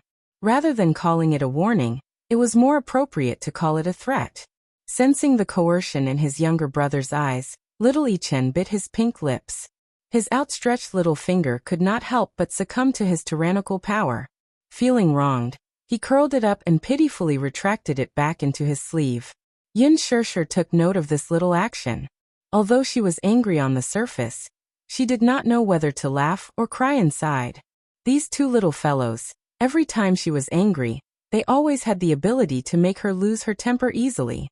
Yu Yu actually knew how to threaten her older brother. This was not simple. Yu Yu, Yin Shishir angrily asked, what did you buy all these things for? Daily necessities. Yu Yu's face was obviously trying to curry favor with her. Mommy, I bought you a space capsule. You work so hard, but you can sit in it and have a massage when you come back. It's very comfortable. How much does the space capsule cost? Yu Yu answered honestly, $30,000. He had bought the most luxurious space capsule, and the massage effect was very obvious. When he saw Yin Shishir coming back from Milan the last time, she was so tired that her waist and legs were sore. Especially when she was wearing high heels, her feet were about to cramp. His heart ached. Yin Shishir's eyes widened when she heard that a space capsule cost 30,000 yuan. 30,000 yuan? So expensive. Yu Yu, you're such a prodigal. Yin Shishir complained with heartache. Even if she were to rush for a job, it would still cost her 30,000 yuan. Upon hearing this, Yu Yu felt hurt. She clutched her chest sadly as if she had been hurt by Yin Shishir's words. Mommy, how could you say that Yu Yu is a prodigal? How is he squandering? To him, 30,000 yuan was not even worth mentioning. So sad. Mommy actually called him a wastrel? Yu Yu pretended to wipe her tears sadly. When Yin Shishir saw this, the corners of her mouth twitched violently. She felt that she was the one at fault. Actually, she did not feel bad about the 30,000 yuan. It was just that she felt that it was not good for Yu Yu to be so extravagant at such a young age. At such a young age, the child should be taught the correct concept of spending and not be so extravagant. She had to let the child understand that earning money was a very difficult thing, so that he would cherish the fruits of his labor. Hence, Yin Shishir calmly and patiently guided her child. Yu Yu, do you know? It's very hard to earn money. Was it very hard to earn money? Yu Yu tilted her head in confusion. Clearly, she could not empathize with Yin Shirshir's words. Chapter 1551. Yu explained, Yu didn't buy random things. Yin Shirshir was speechless. Everything Yu buys is useful. Yin Shirshir thought of the bras and underwear, as well as the condoms he bought, and the corners of her mouth twitched. However, Yu's words suddenly rang in her ears. Do you know how painful it is to give birth to a baby? Don't tell me you want to watch mommy get tortured? Anyway, we're enough for mommy. If you're like mommy, it's best not to wear underwear. It's uncomfortable and not good for your health. She couldn't get angry anymore. No matter what, this little guy was still thinking about her. Although her son had secretly bought her underwear and condoms, which was indeed shameful, but the child's intention was for her sake. Yin Shirshir sighed and frowned slightly. This time mommy forgives you. Next time. Yin Shirshir bit her red lips and said shyly with difficulty, Mommy can buy these things. Yu smiled and opened his arms to pounce on Yin Shirshir. He rubbed against her arms and said intimately, Yu knows that mommy won't be angry. Don't do it again. Yin Shirshir couldn't help but remind him. Yu nodded and said softly, okay. He would do whatever mommy said. But mommy works so hard. You have to be more considerate of yourself. Yu is so worried because mommy doesn't know how to take care of herself. Yin Shirshir patted his head and kissed his forehead. Okay, mommy knows. You're only 7 years old. Why do you like to nag like an old man? Yu's face immediately turned red. Feeling wrong, she mumbled. Mommy actually said that Yu looks like a little old man. Behind him, Xiaoyichen covered his mouth and burst out laughing. When Yu heard Xiaoyichen's mocking laughter, she turned around and glanced at him coldly. Xiaoyichen could no longer laugh. Yin Shirshir flicked Yu's forehead. Don't bully your brother. Woo. Alright. Yu knows. Evening. When Mu Yaja returned, dinner was already prepared. Tonight, Yin Shirshir and Yu prepared dinner together. Yu had bought an oven, so he specially baked a cheesecake tonight. When the cake was served, little Yichen, who was sprawled on the dining table, was almost drooling from the craving. After dinner, the family went out for a walk. After returning from the walk, Yin Shirshir accompanied the two little guys to watch TV for a while. Then, she coaxed them to sleep. When she returned to the bedroom, she saw Mu Yaja holding a Okamoto set in a daze. When Yin Shirshir saw this, her face immediately turned red. In addition to the condoms, there were sex toys included in the Okamoto set as well. Yu had previously asked the store to give more gifts. The store was kind enough to give these to him. Yin Shirshir didn't open it to take a look. When Mu Yaja returned to the bedroom, he saw that there was such a thing in the drawer that wasn't closed. He took it out and opened it. To his surprise, he saw that it was a sex toy. When he saw her, Mu Yaja raised his head. There was a mischievous and playful look in his eyes. It was obvious that he had an unfathomable look. You bought this. Chapter 1552. Yin Shirshir was so embarrassed that she immediately rushed forward, wanting to snatch this embarrassing thing away. However, Mu Yaja avoided her with a backhand. Caught off guard, she bumped into his arms. Hey! She looked up and glared at him a little angrily. However, she saw Mu Yaja looking down at her with a hint of speculation in his eyes. You've already bought it. Why are you still hiding it? Yin Shirshir felt extremely wronged. It looked like she was going to be accused of this crime. She didn't want to be the scapegoat. Yin Shirshir said aggrievedly, I really didn't buy it. If you didn't buy it, who else could it be? I bought the wrong one. Can't I? As Yin Shirshir explained, she glared at him. I clearly put it in the drawer. Did you go through my drawer? Mu Yaja corrected her sternly. Miss Yin, pay attention to your words. This bedside table is mine. Are you hinting at me by putting this thing here? It was a 2-meter-long bed. On the left side was Mu Yaja's bedside table. Usually he would put his watch and phone on it. Today, Yin Shirshir had been in a hurry, so she stuffed the box directly into the cabinet. When Mu Yaja came back, he saw it when he opened the cabinet to take out the charger. When he first saw it, he was shocked. Why would this stupid woman buy a condom set? However, when he opened it, he was even more stunned. There were actually sex toys inside, and they were especially realistic. A certain man's thoughts went astray. He looked askance at her with a devilishly charming smile. The teasing look in his eyes made her want to dig a hole in the ground and bury her burning face deep in it. Stupid woman, are you hinting at me? Yin Shirshir lowered her head, not daring to look at his teasing gaze. However, she heard him say something indecent in a very serious tone. Could it be that I'm not enough for you, so you want to borrow? His thin lips were right next to her ear. His breath smelled like orchids, and his warm breath blew into her ear, causing her face to turn red and her heart to beat faster. Shut up. Yin Shirshir flew into a rage out of humiliation. Hey, can you be a little more serious? Isn't this serious enough? Mu Yaja, however, did not agree. He hugged her and began to bully her even more ambiguously. You haven't seen my indecent side yet. Do you want to see it? No, I don't want to, she answered without thinking. Mu Yaja's lips curled into a mischievous smile. So cold. I thought you would be looking forward to it. Hey. He actually dared to tease her. This man was getting worse and worse. Yin Shirshir was angry and embarrassed, but she saw Mu Yaja looking at her expectantly. Since you've already bought the product, why don't you try it and see what effect it has? No need. Are you being shy? Mu Yaja raised his eyebrows. He liked the shy expression on her face when he teased her. The more he looked at it, the more he found it interesting. You stop fooling around. Yin Shirshir frowned, but Mu Yaja could not help but hug her and sit her on his body, coaxing her. Okay. I won't tease you anymore. He would not tease her anymore. Chapter 1553. Once he kissed her, he couldn't bear to leave. She was so beautiful that he didn't know what was going on. The room was filled with tenderness and love. For the next few days, Yin Shirshir's schedule was packed to the brim. First, there was the grand opening ceremony of Lethal Beauty. Yin Shirshir and the main cast and crew attended the ceremony. Before the ceremony ended, they left the venue in a hurry and boarded a plane to Paris. After the first episode of The Love Diary was aired, the response was very strong. Without a doubt, it became the #1 show in the Golden Entertainment ratings. The production team promoted the Lucky Couple brand. On Tieba forums, the number of discussions about the Lucky Couple increased rapidly. Yin Shirshir became popular.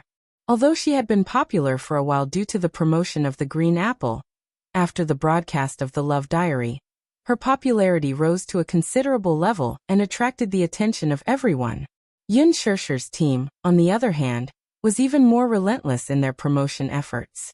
Hence, the script for the second episode was changed at the last minute. The production team spent a huge amount of money to draft a new script, and the entire team flew to Paris for the recording.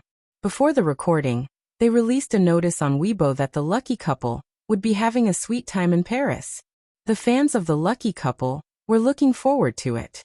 Actually, after the first episode was aired, many die-hard fans of Guxingza went to Yin Shirshir's Weibo to shout insults.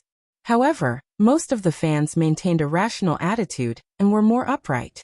They knew that this was just a reality show and they were just there to watch it. They didn't take it too seriously. Even the younger fans were turned into fans by Yin Shirshir's good looks. She was too beautiful. In the first episode, Yin Shirshir won a lot of praise with her clear and fashionable makeup and flawless outfit. Moreover, she was a newcomer and didn't have any dark history. Hence, even if someone wanted to defame her, they couldn't do it. Even the production team did not expect that the first episode of the show would achieve such unprecedented viewership ratings. After this episode, more producers took notice of Yin Shirshir, a newcomer with a strong momentum. She had just debuted, and she was already so popular. Therefore, many film crews and advertisers approached Qinzhou and began to discuss cooperation. Qinzhou had received a lot of endorsements for Yin Shirshir, and his hands were about to go limp. However, there weren't many offers. Most of them were cameos or supporting roles. The main reason was that there weren't any good scripts. What time was it now? It was the off-season in the entertainment industry. There were no good scripts. Qinzhou restrained himself. If there were no good scripts, he would not accept them. After all, there were very few good scripts like The Green Apple and Lethal Beauty. Only a few books were published in a year. As soon as the plane landed, Yin Shirshir ran to the airport and threw up all over the place. There was no other reason. She had boarded the plane on an empty stomach. Then, she ate some bread on the plane and felt very uncomfortable in her stomach. When the plane landed, it was extremely unstable, and she was dizzy. She endured it until she reached the ground. When she reached the washroom, she could no longer hold it in and vomited until tears flowed out. He was too tired. Mushi hurriedly followed her in and gave her wet wipes. When she came out after cleaning herself up, Chinjo got a fright. Sure, what's wrong? It's nothing. Yun Sure coughed dryly and explained. Maybe I ate bread on the plane and then my stomach felt uncomfortable. Chapter 1554. Are you all right? Chinjo was a little worried when he saw how pale and weak Yun Sure looked. Yun Sure shook her head. I'm fine. I'll be fine after resting for a while at the hotel. Gu Xingzi did not arrange for today's filming schedule. Hence, according to the script, once the filming started, Yun Sure had to pick him up at the airport as his girlfriend. Hence, there was a crew that followed Gu Xingzi's flight and started filming the moment he boarded the plane. Chinjo furrowed his brows and did not think much of it. However, just as the crew's car arrived at the airport, before Yun Sure could even get into the car, she felt the world spinning before her eyes. Then, the world turned dark and she fainted. Ah, Sure. Mushi's surprised cry for help was heard. At the end of her line of sight, she saw Chinjo rushing toward her in a panic. After that, she did not know anything. When she woke up, she was in the hospital. When she opened her eyes, she saw the snow-white ceiling. She could hear a foreign doctor talking to Chinjo. She had learned French before, so she could understand some of it. When she suddenly heard the word food poisoning, she frowned slightly. Her thoughts were in a mess, but she felt that something was amiss. Food poisoning? How did I get food poisoning? The doctor left after giving her some instructions. Chinjo told his assistant to take good care of her, and left in a hurry. Yun Sure asked about it. Mushi, what happened? Did the doctor say what the cause was? Why did she faint for no reason? Mushi furrowed her brows and answered. Chinjo said that the diagnosis is that you have food poisoning. In addition, you were too tired, so you fainted temporarily. Yun Sure was stunned for a moment. Food poisoning? How could that be? Other than a piece of bread. She only drank a bottle of drink on the plane. All of a sudden, Yun Sure frowned. She vaguely remembered that the drink tasted strange. She took a sip and felt that the taste was a little strange. However, she was really too thirsty and only drank a few mouthfuls before putting it down. During the entire flight, her stomach was very uncomfortable, and she repeatedly went to the bathroom several times. Could it be because of the drink? Her assistant asked indignantly. Sure. Do you remember what you drank on the plane? Chinjo suspects that someone is trying to harm you. I only had a piece of bread and a drink. The bread is fine, but the drink tastes weird. Perhaps ordinary people wouldn't be able to detect that strange smell. However, her sense of taste was especially sensitive, so she immediately tasted something strange. Yun Sure told her assistant the truth. Mushi took it seriously when she heard that. Where is Chinjo? He went to look into it. Sure, wait a moment, I'll mention this to President Qin. With that, she walked to the balcony with her phone and gave her manager a call to explain the situation. There's such a thing? When Chinjo heard this, he suddenly cursed and then angrily hung up the phone. After Yun Sure was done with the four-drip, Mushi accompanied her to the hotel she was staying at. As the situation was not very serious, she was discharged after taking some nutrient fluids and medicine. The next day, early in the morning, Chinjo knocked on the door of her room. Yun Sure was already done washing up. When she opened the door, Chinjo stormed in with an assistant in tow. Chapter 1555. Yun Sure recognized this assistant at a glance. It was the person who had bought her bread and drinks yesterday. It was her who had passed the bread and drinks to her. As she was Chinjo's personal assistant, Yun Sure naturally trusted her and accepted it politely without any suspicion. When Mushi told Chinjo about this situation yesterday, he immediately thought of this person. At first, he interrogated her and she refused to admit it. Later, he used some tricks and she finally admitted it in tears. It turned out that this little assistant was Gu Xingzi's die-hard fan. The reason why she chose to become an artist's assistant and managed to get close to Chinjo was that she hoped to be able to get close to her idol. In the end, not long after she became his assistant, Qinzhou terminated his contract with Gu Xingze. After that, Qinzhou started to take care of Yun Shirshir. She was narrow-minded and suspected that Yun Shirshir must have chased Gu Xingze away, because she wanted to be promoted.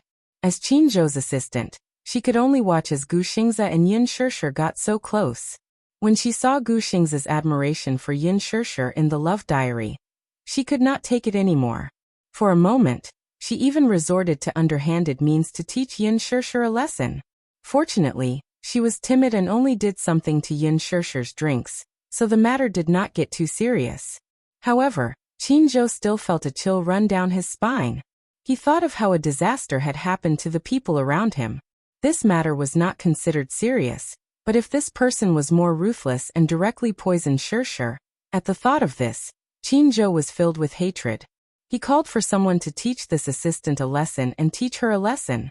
To be able to get to this point, Qinzhou was naturally capable. With just a few tricks, he managed to tame this assistant. Just as this assistant entered Yun Shirshir's room, she knelt in front of her in tears and kowtowed repeatedly. "I'm sorry. I'm sorry. I shouldn't have hurt you. It's my fault, I'm heartless, Shirshir. I'm sorry." Yun Shirshir immediately realized what was going on. "Did you do it?" The man nodded with difficulty. His eyes were red and swollen, but he didn't dare to look at her. Yun Shirshir's lips twitched coldly, but she didn't say anything in the end. Qinzhou said to her, "Later, when we return to the country, I'll send her to the police station." "No need. You forgave her just like that." However, Qinzhou was somewhat disapproving.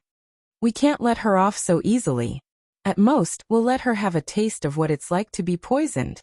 Yun Shirshir replied blandly, "An eye for an eye, a tooth for a tooth." Hearing this, Qinzhou smiled knowingly. Then he said to his assistant, who didn't dare to raise her head, "Did you hear that? There's still some leftover drinks from you and Shirshir yesterday. Finish them yourself." The assistant's eyes widened. "Oh my God. The drinks that Yun Shirshir finished yesterday were still in her bag. More than half of the bottle was untouched." Yun Shirshir was about to collapse from vomiting after drinking a few mouthfuls. Then, after she finished half of the bottle, wouldn't she have diarrhea and vomit? She would be tortured to death. Half of her life would be gone. She would rather be sent to the police station.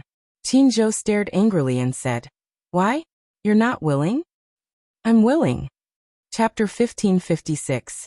The moment she finished the drink, her expression changed. She clutched her stomach in pain. She reacted quickly and violently. "Get out of here." Qinzhou was still angry and kicked her. The assistant rolled on the ground and ran away. Yun Shirshir gave her manager a teasing look, and could not help teasing him.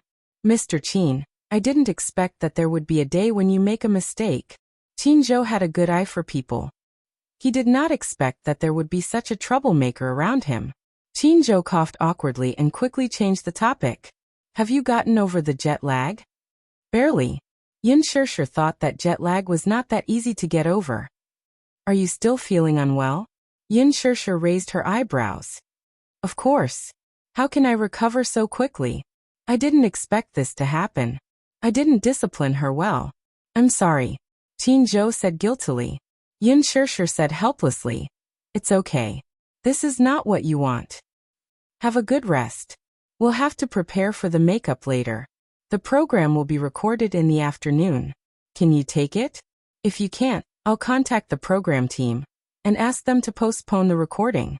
Yun Shirshir shook her head. "It's okay. It's not that serious." "That's good." Qinzhou nodded. Only then was he relieved. Gu Xingze had experienced something similar in the past. An anti-fan handed him a drink with superglue backstage. Out of his unconditional trust in his fans, Gu Xingze unscrewed the cap and took a sip. He fainted on the spot. On the way to the hospital, he regained consciousness and vomited blood several times. Qinzhou was completely frightened. He did not know what was in the drink and thought that it was highly toxic.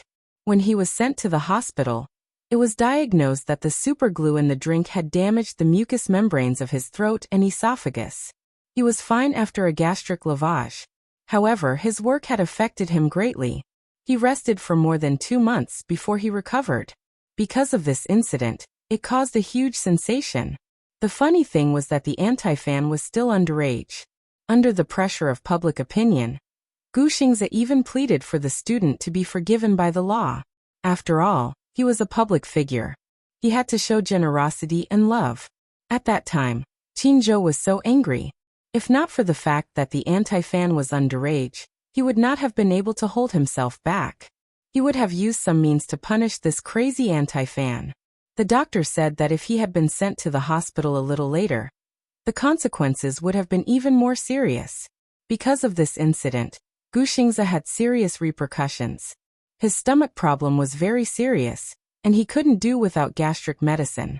This incident left a deep shadow in Qin Zhou's heart. He had once blamed himself deeply for this. Even though he was a public figure and had to endure this kind of negative damage, he still felt guilty for not being able to protect his artist.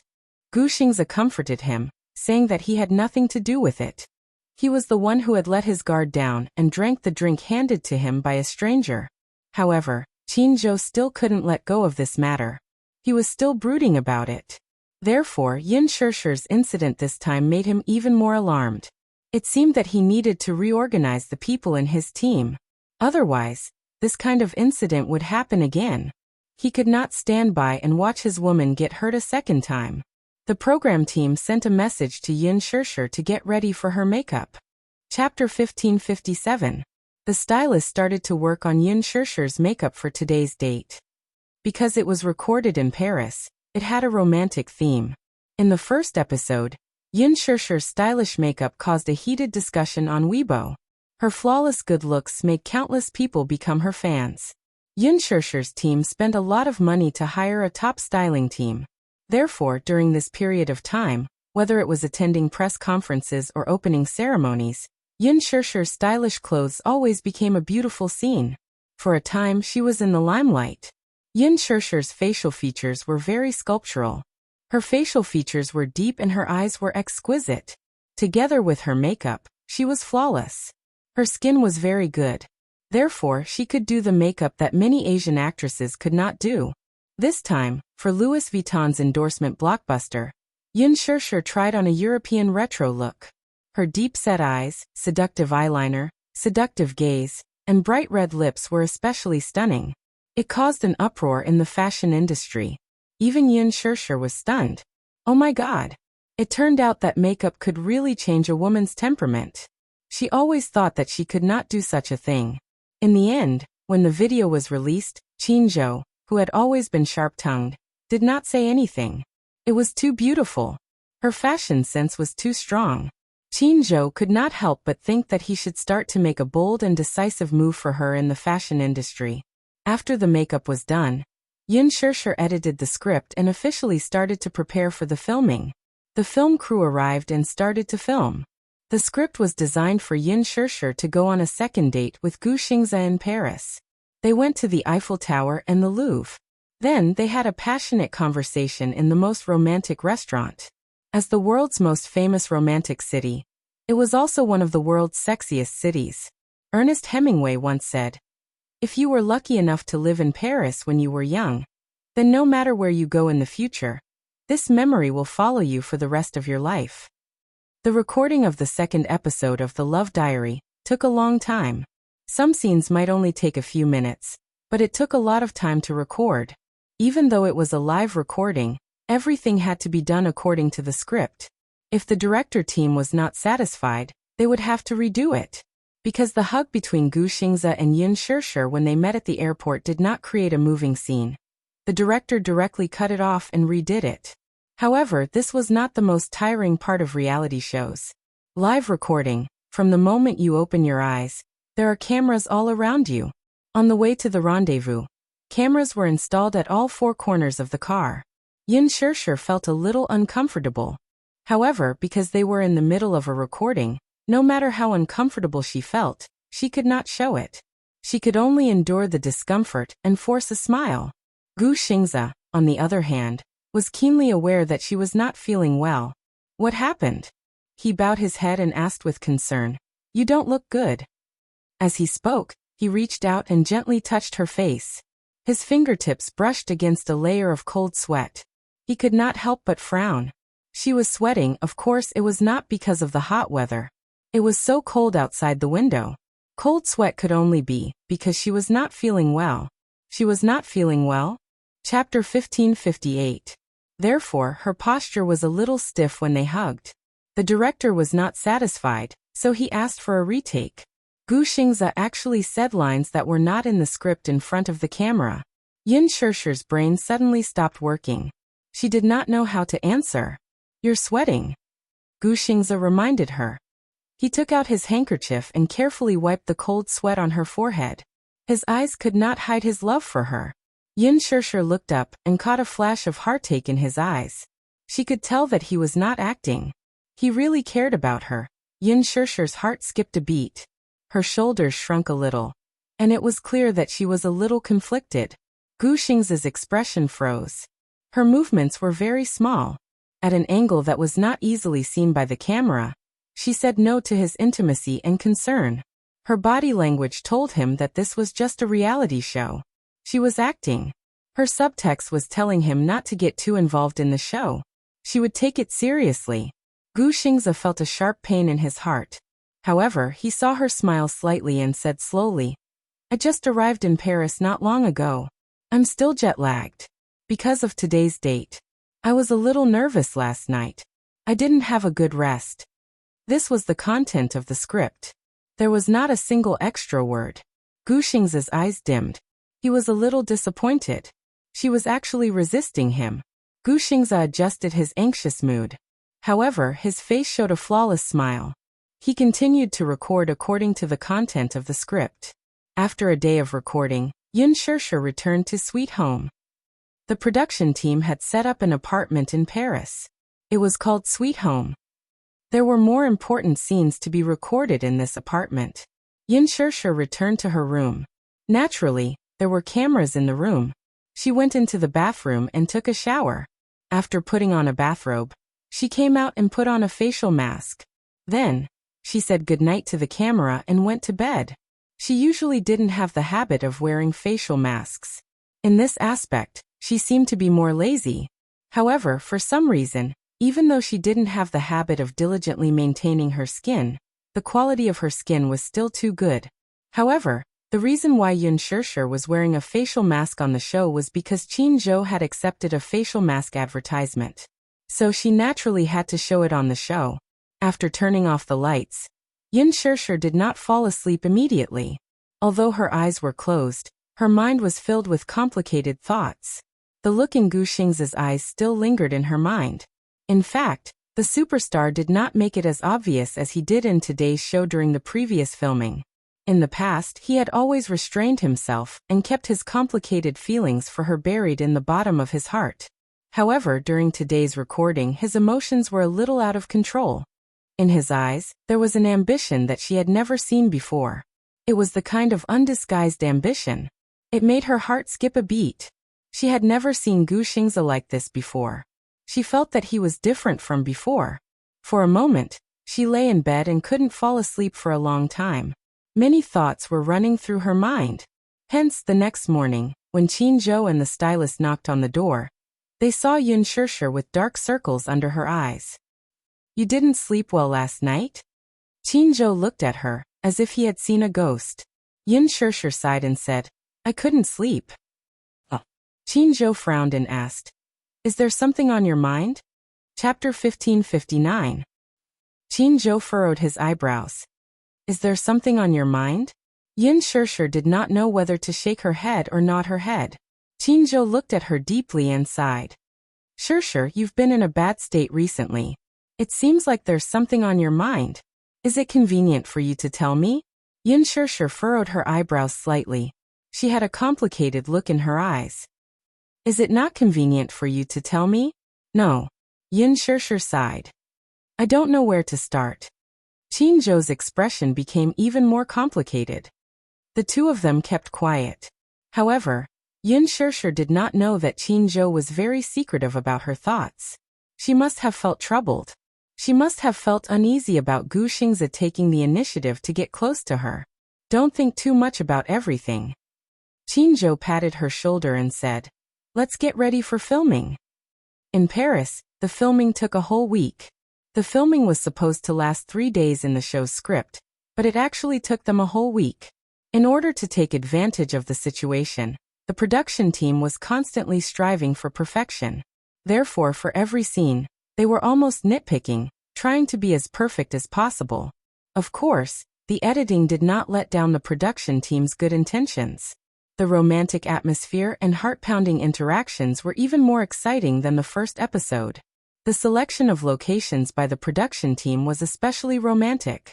In the early morning, Yun Shirshir and Gu Xingze were at the west end of the Swan Trail. This was the time when the Swan Trail was the most beautiful. Perhaps only lovers could experience the poetic and picturesque atmosphere of this place. The two of them walked under the quiet shade of the trees. Their fingers intertwined as they walked all the way to the west. The cameraman especially used silhouettes, so the editing effect was as beautiful as a painting. Every frame was as perfect as a portrait. In the evening, Gu Xingze brought her to the Misty Trail. Just the name Misty Trail gave people a mysterious and romantic feeling. The production team did not know about this scenic spot. Gu Xingze had been here before when he was filming in Paris. The Misty Trail was hidden in a place that was less visited by people. At the end of the Misty Path was the Misty Castle, which was filled with mesmerizing greenery. It was Yun Shirshir's first time seeing such a retro and magnificent castle. This castle was also the location of the Hollywood blockbuster Vampire. The castle was a classic European medieval retro style. The winding vines on the walls, the withered branches in winter, and the gloomy weather made people feel calm. After the filming ended, Yun Shirshir returned to China.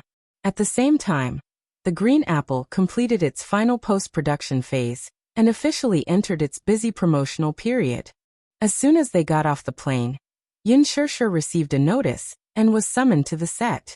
Qinzhou brought her to report to the set of Lethal Beauty without stopping to rest. The filming of Lethal Beauty was about to start. At Hongdian Studios, all the staff members had already arrived. Many of the main creators had joined the cast one after another. Yun Shirshir was the last to arrive. Because of this, when Director Gu heard that Yun Shirshir was late by a day, he slammed the table in anger. Director Gu was especially dissatisfied with Yun Shirshir's late arrival. However, Qinzhou repeatedly explained that due to conflicting schedules and the delay of the filming in Paris, she joined the cast 1 day late.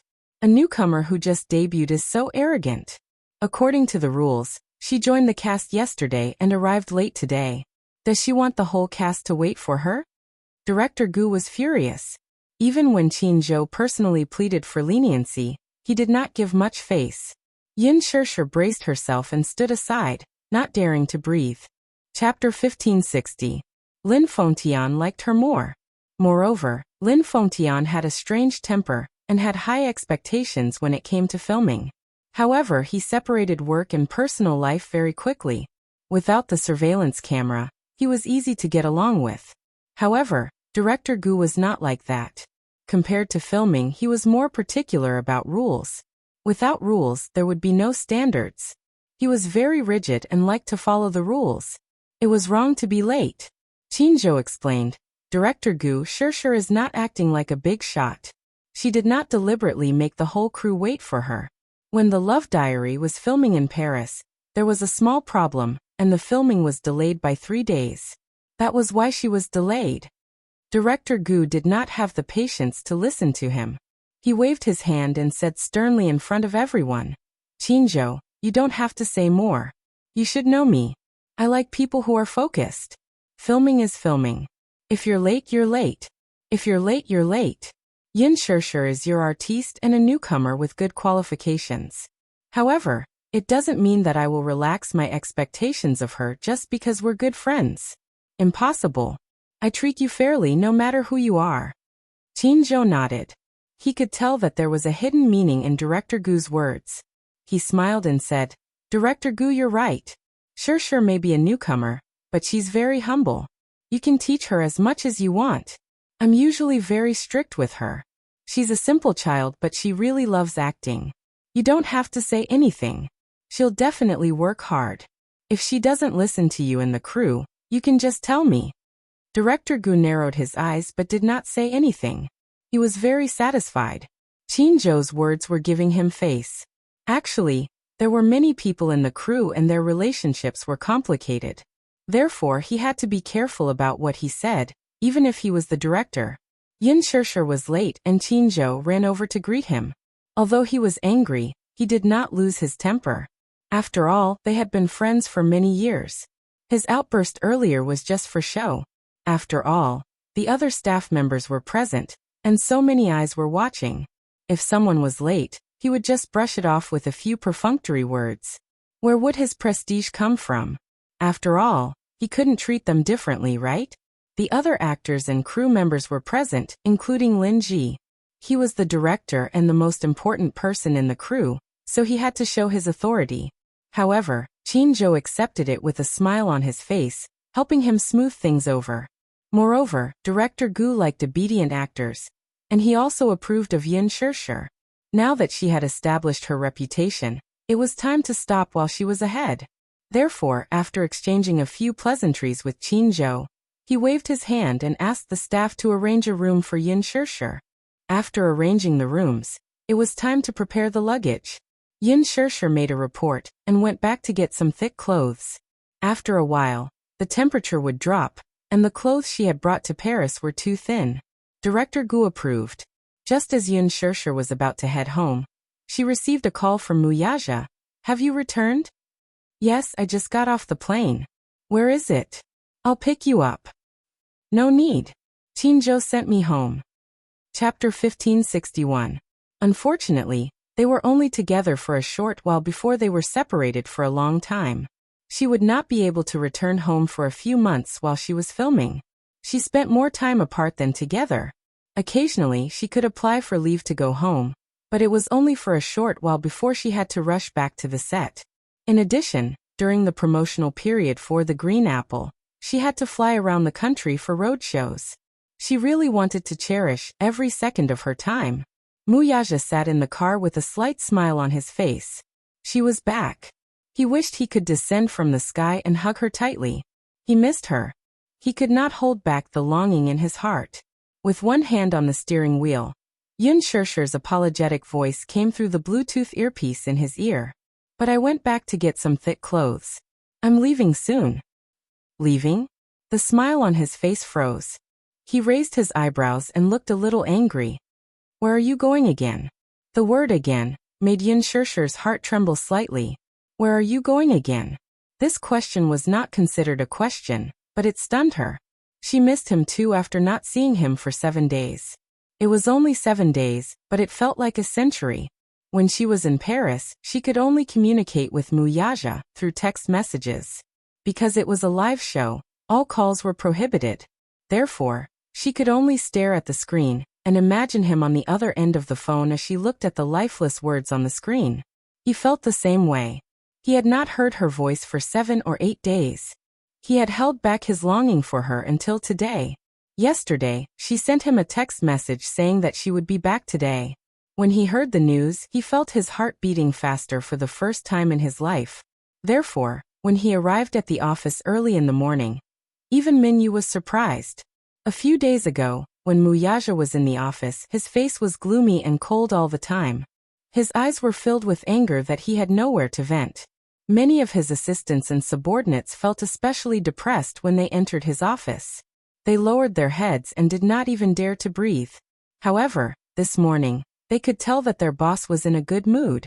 Even though he pretended to be calm on the surface, his heart was filled with anticipation for her return. Therefore, in the afternoon, he deliberately ended the meeting early. On his way home, he heard the words, "I'm leaving soon." Where was she going? Wuxia could not help but feel a little angry. He stopped the car by the roadside and frowned. He held himself back from venting his anger on her over the phone. Was work that important? She was so important that she could ignore his feelings. For the first time in his life, he hated her work so much. That day, she left for Paris to film a show. In the morning, she called him to inform him that she was going. Her tone was careful, and she only said that while she was in Paris, She was not allowed to call him and could only send him text messages. At that time he felt dissatisfied. You're my woman. Now you're in Paris, filming a reality show with another man, and you're asking me not to call you. Yin Shirshir, you don't think this is too much, do you? Yin Shirshir was stunned. There was a long silence on the other end of the phone, and no one spoke. It was obvious that she felt guilty and guilty. After a long silence, she said, I'm sorry. Wuxia did not want to hear her sorry, so he hung up the phone. Chapter 1562. Initially, he had wanted to give her the cold shoulder. However, after just one night, he started to miss her and sent her a text message. She replied with an emoji. The text message was very boring. Looking at the black text on the white background, he could not stop imagining her expression. She was finally back in the country. While he was jumping for joy, she said that she was going home to get her clothes and was about to leave. Where was she going? As an artiste, she was busy with work and rarely spent time with her family. Although the pay was high, did he care about it? He let her work and do what she liked to do to give her respect. However, this did not mean that he did not care. He cared a lot. He did not like it when she used the time that belonged to him to spend on work. Was it because of that little pay of a few million yuan? He had so much in just a few minutes. But he missed her. He missed her all the time. It was not just a few minutes. Yin Shirshir held the phone tightly and listened to the man's heavy breathing. She knew that he must be very angry, but he could not bear to throw a tantrum at her, and was trying his best to hold it in. Just as she was feeling guilty, Wuxia asked in a deep voice, Did you miss me? Yes. Stay with me tonight. Don't go anywhere. Yin Shirshir frowned and said, The production team notified me to join the set. I applied for leave to come out, so I have to go back to the set after getting my clothes. Wuxia hung up the phone in frustration. As she listened to the continuous beeping sound from the receiver, her eyes welled up with tears for a moment. When she reached home, the two little munchkins were sitting in the living room and watching TV. The moment they saw her, the two little fellows rushed over and squeezed into her arms. The little guy was still growing. Yin Shirshir noticed that he had grown a little taller in the 7 days she had not seen him. He had obviously grown a little taller. When she stood next to Xiao Yichen, the difference was not as big as before. Xiao Yichen's height did not change much. However, Yu had been feeding him delicious food every day at home, so his face had become chubbier. It was pink and adorable. Yin Shirshir rubbed her face against them intimately. When she looked up, she saw that there was only one television in the living room. Where's Daddy? Yin Shirshir looked around. Is he not at home? Daddy isn't back yet. Xiao Yichen hugged Yin Shirshir tightly and refused to let go. He hadn't seen her for a few days. When he saw her come home, he couldn't wait to stick his hands and feet to her body and refused to let go. Yin Shirshir smiled dotingly and picked him up. Why did it get even heavier? Xiao Yichen, you've really put on weight. She could not help but tease him. Xiao Yichen blushed and asked nervously, Is Mommy unable to carry Xiao Yichen? A little. Yin Shirshir pretended to be serious and nodded purely to tease him. Xiao Yichen panicked when he heard this. No way. He didn't want to grow up or put on weight. Otherwise, his mommy wouldn't be able to carry him. That way, he wouldn't be able to cuddle in his mommy's arms and act like a spoiled child. When he thought of this, he was alarmed and scared. Hence he immediately said, Then I'll start losing weight tomorrow. Yin Shirshir flicked his forehead. Idiot. You're not allowed to. You're still growing. Eat more so that you can grow taller and stronger. As she spoke, she kissed his pink cheeks. His soft texture was like tofu that melted in her mouth. Chapter 1563.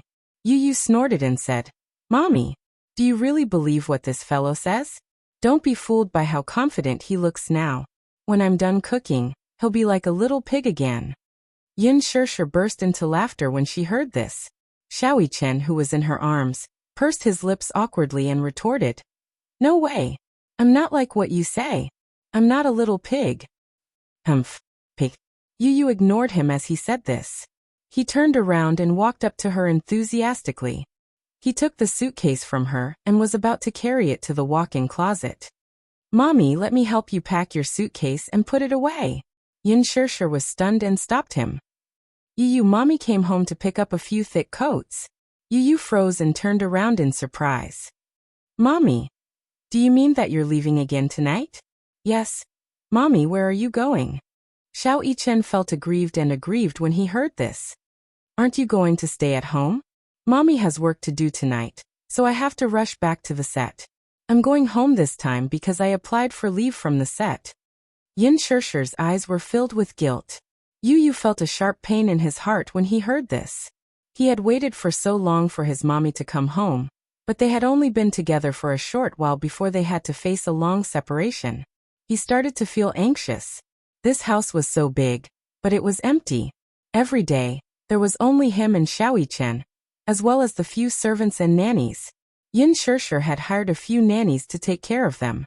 However, Yu did not want such care. He could take care of himself. He only wanted his mommy. He instinctively opened his mouth and wanted to say, "Mommy, don't work anymore. I'll take care of you, okay?" However, when the words reached his throat, he didn't know how to say them. Yu took a deep breath and dropped her hands weakly.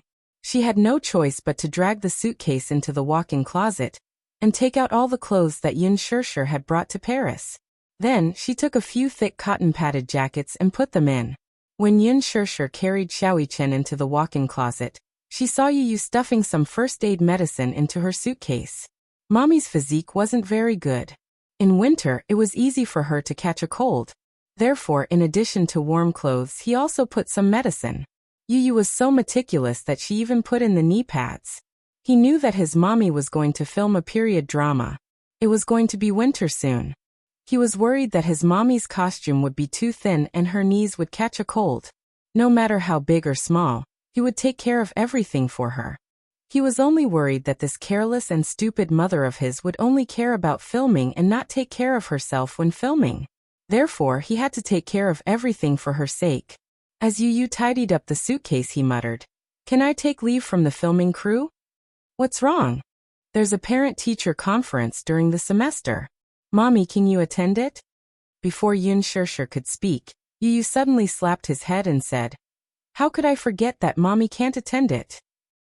Yu lifted his head and looked at her hesitantly. Suddenly he sighed. "Mommy is a public figure now. There are posters of Mommy endorsements all over the streets. However, I can't tell anyone that the beautiful person on the poster is my mommy." When Yin Shirshir heard this, her heart ached terribly.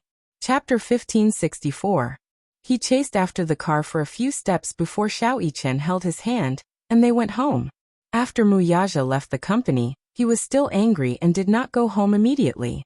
He went to a cafe and ordered a cup of coffee. When the coffee was served, he left without taking a sip.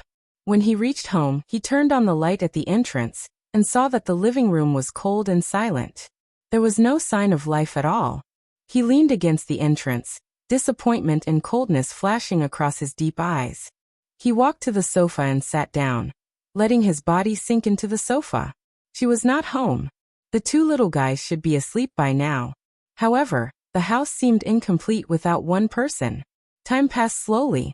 He sat on the sofa, but did not want to move for a moment. He kept switching his phone screen. There were no messages, WeChat messages, or calls. How could this woman ignore him like this? Was she angry because he had hung up on her? She was angry and did not want to talk to him anymore, was she? If that was the case, why didn't she think about why he had hung up on her? After she came home, she turned around and went back to work. What about him? Was she going to ignore him like this? Muyaja sank into the sofa. After thinking about it, he decided to give her a call. He dialed her number. It rang for a long time, but no one picked up. Muyaja dialed her number again, but this time, her phone was turned off. He suddenly felt uneasy. Why did her phone turn off? Could something have happened to her? At this thought, he suddenly stood up, picked up his car keys on the table, and went out immediately. Before he went out, he took a look at the room. He only left when he was sure that the two kids were sound asleep. The production crew booked 3 floors of a hotel in Hongdian Film City for the celebrities and crew. Yin Shirshir had just gotten out of the car when she saw a few nanny vans parked in front of the hotel. Qin Zhou carried her suitcase and brought her to her room. He pushed the door open and turned on the lights. A musty smell in the room made Qin wrinkle his nose. The room was very small. There was a bedroom for the artiste to rest in, a small study for the artiste to revise her script, and a bathroom. However, Qin remembered that he had told the crew that he wanted a bigger room. It was best to have 2 beds, as Mushi would be coming over tomorrow. After all, she had been in the production team for so long and needed someone to take care of her. However, in this room, there was only a 1.5-meter bed. Qin was instantly enraged. What was going on? She called the production crew and called them over. Qin scolded unhappily at the door. What's wrong?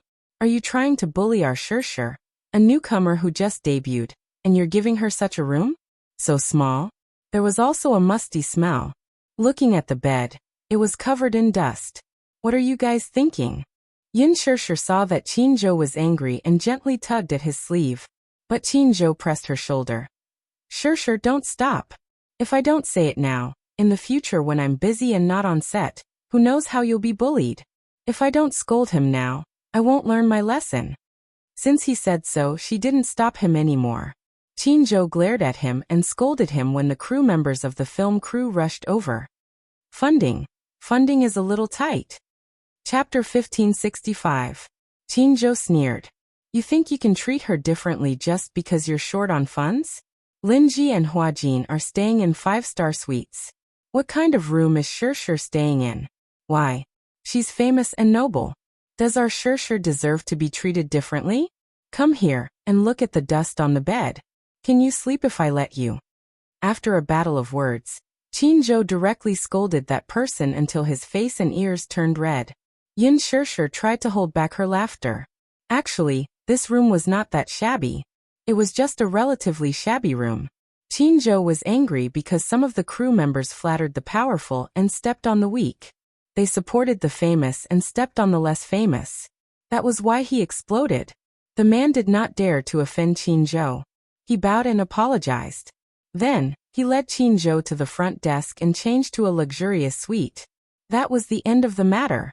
The new room was not luxurious, but it was much better than Cold Cicada's room. Yin Shusher dragged her luggage into the room. She sat on the sofa and let out a long sigh. She had just gotten off the plane, and was still jet-lagged. As soon as the plane landed, she had rushed back and forth between the crew and home. She felt like her bones were about to fall apart. Qin wandered around the room. He often went on business trips and flew all over the world. Therefore, he was very particular about the hotel he stayed in. Yin Shusher would be staying in this room for a long time. Therefore, he had to check her thoroughly before leaving. For example, if there was a problem with the water and electricity, it would be very dangerous if there was a problem with the wiring. If there was a problem with the hot water supply, if the door lock had been tampered with, if there were a few vacuum cameras hidden in the corner, if there were curtains on the balcony, and so on. Celebrities were very particular about staying in hotels. Once, a female celebrity stayed in a hotel in Hong Kong. In the end, the bathroom and the bedroom were all filled with pinhole cameras. Later, it was found that the cameras were planted by the third-rate paparazzi in Hong Kong. Therefore, Qin paid special attention to privacy. After checking that there was no problem, Qin walked out of the bedroom and found her leaning on the sofa, asleep. Qin was stunned. A helpless expression appeared on his face. He walked over and patted her face gently. Shusher. Yin Shusher groaned. Her voice was as soft as a mosquito's, like a cat mewing lazily. Qin sighed and pinched her face again. Take a shower before you sleep. You'll catch a cold. Yin Shusher furrowed her brows. The moment she opened her bloodshot eyes, Qin was taken aback by this sight. She was too tired. She didn't have a good rest on the plane.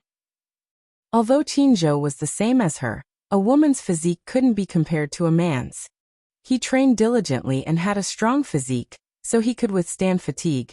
Take a shower, then go to bed and have a good rest. There's nothing to do tomorrow morning, so you can sleep in. I'm going to take measurements in the afternoon and order a few costumes. She nodded. Qin said a few words of advice and left. Yin Shusher got up and opened her bag. However, she found that her phone had run out of battery. She charged it and went to the bathroom to take a shower. When she came back from the shower, she found that there were a few missed calls. Chapter 1566. Yin Shirshir pondered for a moment and called back. After a few rings, the call was connected. Mu Yaja's angry voice came from the other end. Why didn't you answer the phone?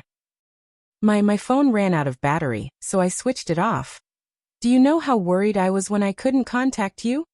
Mu Yaja almost used satellite positioning to locate her whereabouts. In the end, she told him that her phone had run out of battery.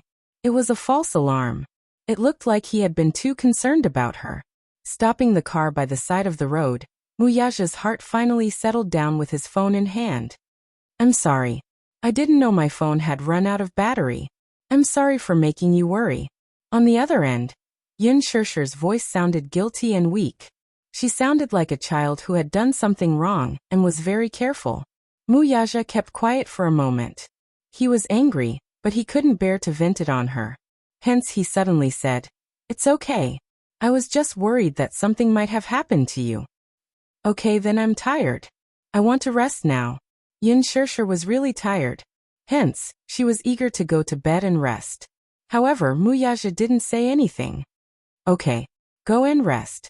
After that, he didn't wait for her response and went silent. Yin Shirshir said goodnight and hung up the phone. She tried her best to lift her heavy feet and threw herself onto the bed. When she covered herself with the blanket and her head hit the pillow, she fell asleep almost instantly. Mu Yaja sat in the car in a daze for a while. Then he stepped on the accelerator and drove back to Xiangti Walk. In the next few days, Yin Shirshir was so busy that she felt dizzy and disoriented. In the entertainment industry, it seemed like there was no limit to how glamorous she could be, but behind the scenes, there was a lot of bitterness. The next day, she slept until noon. Then she got up and put on makeup. In fact, she didn't have the habit of putting on makeup. However, now that she was on set, there were always reporters coming to visit her. Qin Zhou requested her to put on makeup whenever she went out, and not to go out without makeup. Yin Shirshir had just finished her lunch when she was dragged by her manager to get her measurements taken for custom-made clothes. Her several sets of clothes were more complicated, and the construction period was faster, but it would still take half a month. After ordering the clothes, it was time for dance training. There were a few dance scenes in the play. Yin Shirshir had some foundation in dancing, but she needed some advanced training. The production crew hired a master dancer to train her and Lin Ji. For the next few days he was so busy that he didn't even have time to take a breather. After returning to the hotel, she took a quick shower and went to bed. As a result, she only remembered to reply to Yu's message the next morning. On this day, when Mu Yaja woke up and opened his eyes, he saw Yu lying beside his bed. She was smiling brightly and her eyes were filled with flattery. Daddy, you're awake. As she spoke, Yu blinked her eyes in an extremely flattering manner. Her long and black eyelashes fluttered, looking especially beautiful. Mu Yaja was taken aback. Daddy, did you have a good sleep last night? The little guy kept flattering and asking about his well-being. Mu Yaja stared at him. Then he said in a deep and hoarse voice, It's not good to offer a treasure for no reason. Daddy, you're wrong. I can't rape you, nor can I steal from you. However, there is indeed something that I need to discuss with you. Chapter 1567. Mu Yaja raised an eyebrow when he saw how serious he was, as if he had something important to discuss with him. What is it? Daddy, it's like this. With that, he snuggled into his father's blanket and lay on his chest with a grin. Cupping his cheeks, he fawningly gave him 2 kisses before asking with smiling eyes, My dear daddy, are you free today? No. Yu frowned when she heard that. Can't I apply for leave? Mu Yaja pondered for a moment. You can, but it depends on what it is. Oh. He couldn't help but pinch Yu's rosy cheeks and raised an eyebrow. Don't keep me in suspense. Just tell me what's the matter. There's a parent-teacher conference this afternoon. Actually, Mommy's information was not logged in when I entered the school, so the teachers couldn't contact my parents. This time, at least one of my parents has to attend the parent-teacher conference. You can't go? Yu said worriedly. Actually, I also feel that the parent-teacher conference is just a formality. There's no need to go. In the past, before Mommy entered the entertainment industry, she always attended every parent-teacher conference. But now, her identity is special and she can't show up. So, I can only ask Daddy for help. Okay. Okay. Muyaja agreed. What time in the afternoon? Yu immediately replied happily. 2 in the afternoon. Okay. I'll be there in the afternoon. Okay. I'll wait for you at the school. Do you know the school's address? Yes. Moi. Daddy is so obedient. Yu was satisfied and kissed him again. She was in a good mood. But can you promise me something when you go to the parent-teacher conference? What is it? Yu winked and said, keep a low profile. Muyaja was amused. How do you want Daddy to keep a low profile? At the very least, don't be too ostentatious. Don't drive those luxurious cars here. I don't want the teachers in the school to think that I'm a rich second generation. Muyaja was amused. Isn't that so? Even if he was, he didn't want others to gossip about him. It's so annoying.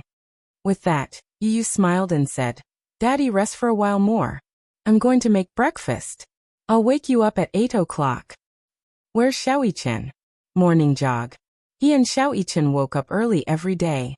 Xiao-Yichen was in charge of walking the dog, while he was in charge of breakfast. The division of labor was clear. When Muyaja woke up, the 2 little guys had already been picked up and sent to school. Today is Friday. It had been 7 days since Yun Shirshir joined the cast. Another 7 days passed. In total, it seemed like he hadn't seen her for half a month. Every day when he slept alone on the big bed, he felt that half of his arms were empty. He couldn't get used to it. Once he got used to the warmth of a person, he couldn't get used to the coldness of sleeping alone. When he met her, he didn't feel that it was lonely and cold to sleep alone. However, every time he returned home, he would look at the dark room and the empty big bed. He felt that the room was dark and oppressive. He resisted the urge to call her, but she didn't send him a message either. Was she that busy? Chapter 1568. Minyu heard from the film crew that she had been practicing her dance diligently. Apparently, she spent most of her time in the practice room. So busy. He sighed in his heart. Then he sneered and felt a chill in his heart. In a fit of pique, he told himself that he had to give this ignorant woman the cold shoulder. He wanted her to have a taste of what it felt like to be ignored. The parent-teacher conference was originally scheduled for 2 in the afternoon. Muyaja calculated the time and decided to deal with everything in the morning. If he could, he would move the meeting forward. If he couldn't, he would postpone it to the next day. He took Yu's words to heart. Hence, he called Minyu and asked him to find a low-profile car. Minyu frowned. Boss, I don't understand what you mean. What are you planning to do? Muyaja coldly glanced at him. I'm asking you to find me a car that's more low-key. Low-profile? For example, a Volkswagen Phaeton. A Volkswagen Phaeton so low-profile? Minyu asked. Boss, why do you want to change your car? Muyaja replied. I want to keep a low profile. Minyu's mouth opened in surprise. However, he did not say anything and went to find a car for him. After the meeting in the morning, he returned to his office and found that he had 2 missed calls on his phone. He tapped on them and saw that they were from the same unknown number. Muyaja sat down at his desk and dialed the number. When the call was picked up, a woman's gentle and polite voice came through. Excuse me. Are you Yu's father? Muyaja was stunned for a moment and asked, You are? The teacher smiled and said politely, Oh, I'm so sorry. Sorry to disturb you. I'm the Dean of Education at Yu's school. My surname is Yuan. Is it convenient for you to come to the school now? Muyaja frowned and raised his wrist to look at the time. It was only 10 in the morning. He could not help but feel suspicious. Isn't the parent-teacher conference at 2 in the afternoon? No, it has nothing to do with the parent-teacher conference. Is it convenient for you to come over now? Yu is in a bit of a situation and needs you to come over and take care of it. The teacher's voice was extremely polite. Through the phone, she could feel Muyaja's imposing aura. Due to his imposing manner, she didn't dare to say it out loud for fear of angering him. Muyaja looked at the time again. Since the teacher called to say that there was an urgent matter for him to deal with, he naturally couldn't ignore it. Even though there was still a video conference coming up, it had to be put aside. Wuxia said. Good. I'll be right there. Good. I'll wait for you at the Academic Affairs office. Wuxia hung up the phone and got up. He picked up his coat from the hanger and put it on. Just as he opened the door, he bumped into Minyu. He was holding a few proposals and documents from the conference. He had already organized them and was about to go to the conference. However, when he looked up, he saw Wuxia ready to go. He was a little surprised. Boss, aren't you hot wearing so much? The heater is on in the conference room. Wuxia said decisively. I'm going out. Postpone the conference until I come back. Chapter 1569. Minyu anxiously said. If there's an emergency, leave it to me. Wuxia gave him a side glance. Are you going to attend my son's parents' meeting? Minyu. I dare not. Wuxia snorted. Then hurry up and postpone the meeting. Minyu rushed over at once. F***ck. So it's the little master's parents' meeting? He mistakenly thought that Xiao Yichen had caused trouble in school again. In fact, Wuxia usually did not attend any parent-teacher conferences or parent-teacher conferences that Little Yichen's school had invited.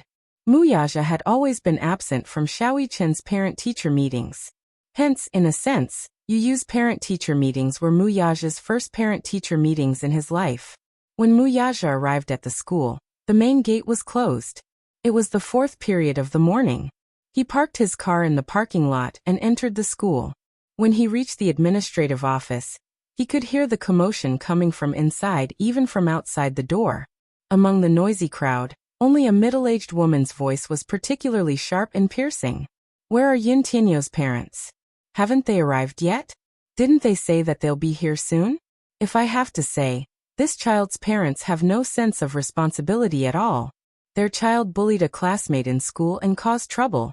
Yet as his parents, they're still not here to settle the matter. How infuriating. A gentle voice hurriedly consoled her. Madam Lin, please calm down. Director Wu, you're still telling me to calm down? How can I calm down? How can I be calm? If your child is beaten up like this, can you still be so calm? Look at my son's forehead. It's bleeding profusely. I wonder if it'll leave a scar in the future. This is too much. A 7-year-old child is bullying in school at such a young age?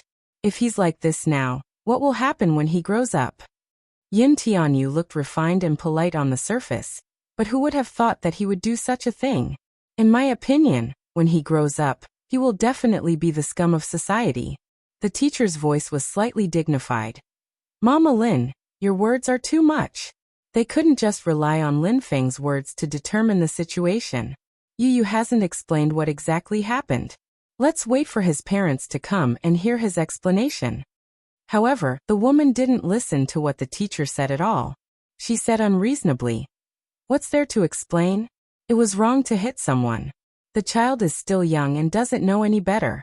I won't argue with a child. But when his parents came, they had to give me an explanation. Otherwise, there's no way this matter will end just like that. At the same time, there was the sound of someone slamming the table in the office. The person was obviously furious. Mrs. Lin, please be quiet. The other teachers are in class. Don't disturb the children in the other classes. We will definitely handle this matter fairly for you. It's good that you know. The school was a place to teach and educate people. Don't let some black sheep cause such a foul atmosphere. My child came to school to study, not to be bullied for no reason. Wuxia stood outside the door and listened for a while to sort out the logic. Chapter 1570. Based on what the woman had said, he had probably gotten into a fight with another child in school. Hence, the teacher had called him to come to the school to settle the matter. Why would you get into trouble for no reason? He was introverted and did not like to get into fights with others. Why would he hurt another child for no reason? At this thought, Wuxia knocked on the door. Please come in. Wuxia pushed the door open and walked in. He saw that the large office was filled with people. Among the unfamiliar crowd, a middle-aged woman was holding a child with bandages on his forehead. The child's eyes were red and swollen, as if he had been crying. He was nestled in the woman's arms and looked aggrieved. Yu, on the other hand, was sitting next to a teacher in a white shirt with a badge on her chest. Compared to the teacher, who was in a terrible fix, Yu was calm and unperturbed. From the beginning to the end, he acted as if nothing had happened and remained silent. In this farce, he did not open his mouth or say a single word. Even though this middle-aged woman was cursing and scolding in front of all the teachers in the academic affairs office, he acted as if it had nothing to do with him, and did not say a single word. Or perhaps, he thought that it was pointless to talk to such an uncultured person like Mrs. Lin. If he were to speak, this woman would probably explode in anger. He sat there leisurely, but he looked a little disheveled. There were a few black shoe prints on his well-ironed school uniform, as if he had been in a fight. The moment Wuxia stepped through the door, everyone's curious gazes landed on him. He walked in and stood at the entrance. His imposing height of 1.88 meters made the large academic affairs office seem incomparably small. His extraordinary aura spread to every corner of the office. Even the middle-aged woman could not help but be stunned when she saw him. Before Wuxia entered the office, Lin Feng's mother had a lot of imaginations about Yu's guardian. However, she had not expected this man to be so young and shockingly handsome. Too young. Too handsome. If it were not for the man's facial features resembling Yu's, she would not believe that this man, who looked to be in his 20s, was Yu's father. Are you Yin Tianyou's father? Lin Feng's mother glanced at him and asked casually. However, Wuxia did not seem to hear what she said. He did not even look at her as he walked over to Yu. He bent down slightly in front of him so that they were at eye level. Yu raised her eyes to look at him. Her originally indifferent expression finally changed. She revealed a helpless and ashamed expression. Daddy, you're here? Wuxia nodded and looked him up and down. He asked gently, Are you hurt? His low, magnetic and mellow voice was like an aged red wine, making people who heard it unable to help but be intoxicated. Yu shook her head and smiled. I'm not hurt. He's not hurt, it's our son who's hurt. Lin Feng's mother, who was standing behind them, slyly interjected. Wuxia ignored her. He carried Yu in his arms and sat down on the chair beside the teacher. The moment he sat down, Yu's discipline master stood up, feeling at a loss as to what to do. Chapter 1571. This man's aura was too intimidating. She was even more nervous than when the provincial education department came to inspect the school. He was clearly so young, but the aura on his body was like he was looking down on all living things. His entire body was exuding the aura of a superior. Even Lin Feng's mother, who had been arrogant from the moment she entered the room, could not help but restrain her attitude and twitch the corner of her lips. In the crowd, the man's presence was too eye-catching. Everyone was intimidated. If he did not speak, no one dared to speak. Wuxia first carried Yu in his arms and carefully examined him. There were no injuries on his face. However, when he lifted his collar, he saw a slight bruise on his collarbone. It was not serious, but it was not light either. It looked like he had been hit by something. Of course, it could not have been a fist. It was a little hard, as if he had been hit by something hard. This kind of injury would only be slightly red in the beginning. It would not show. After a while, it would turn into a bruise and appear on the skin. Other than that, there were no obvious injuries. Compared to Yu, the other child's injury was obviously more serious. When he was carried in his arms, he looked at Yu with eyes full of grievance and hatred. It was obvious that these two children had been through an unfriendly war. However, in this war, Yu was obviously the one who had the upper hand. In the past, he had a weak body and would have been at a disadvantage if he fought with other children. However, during this period of time, he had learned some defensive skills from Xiaoyichen. To Xiaoyichen, what he had taught him was just the basics. However, for a child of his age, this kind of skill was incomparably terrifying. Yu was in a daze as he allowed Wuxia to examine him carefully. A strange warmth arose from the bottom of his heart. He had not expected this man to suddenly appear in the school. After this incident, the Dean of Academic Affairs had asked him for his parents' number to contact the parents to come to the school. The first thing he had done was give him Li Hanlin's number. However, Li Hanlin had been exposed when he called him. The dean was furious and asked for his number again. Yu thought about it, but did not give Yunshursher any information. Mommy is on set now. She must be very busy. Moreover, she was a public figure now. She could not appear in such an occasion. Where's Daddy? He must be very busy, right? Would he come? Knowing that he was in trouble, would he rush over to help him deal with it? In fact, such a matter could have been handled by Li Hanlin, but for some reason, he handed over Mu Yaja's number. Unexpectedly, he arrived in less than half an hour. He must have rushed to the school as soon as he received the call. Yu Yu's heart warmed and she couldn't help but snuggle into his embrace. For the first time in his life, he felt that he had someone to rely on. He thought to himself, it feels good to have a backer. It was a good feeling to be surprised. After Mu Yaja finished checking, he felt relieved. Yu Yu was not injured, which was the best result. As for what exactly had happened, he was not too concerned. He only knew that he should trust his son. He understood Yu Yu's character. He would not have any conflict with a child of his age. Chapter 1572. In Yu Yu's heart, these children were innocent and immature, so he always gave in to them. However, this did not mean that he would not ask about it. Mu Yaja asked, Yu Yu, what's the matter? Explain it to me. Without waiting for Yu Yu to speak, the woman at the side nagged. What else can it be? You're Yin Tianyo's father, right? Your son injured my son. Let's see how you're going to explain this to my family. Give me an explanation. Mu Yaja raised a brow in displeasure and raised his head. His eyes, however, instantly turned cold and frosty. It's not polite to interrupt, is it? The woman said unhappily. Didn't you want to ask what's going on? Let me tell you then. I'm asking my son, not you. Mu Yaja looked at her expressionlessly. His cold and sharp eyes were as sharp as ice blades. So don't interrupt. You. The woman widened her eyes in anger and looked at him in disbelief. She then said to the discipline master, Teacher, look at him. This person. He's so rude. The discipline master, however, was secretly criticizing her. Who's the rude one here? Yu Yu's father had always been calm. From the moment he entered the room, he gave off an elegant demeanor. Lin Feng's mother, on the other hand, gave off a rude vibe. However, in front of so many people, he could only keep his words to himself. The discipline master could only swallow his anger and say, Lin Feng's mother, please calm down. Yu Yu hasn't said a word since the beginning. Why don't you let him tell us what happened? Everyone is here. You should at least respect the child. Yu Yu has the right to speak, too.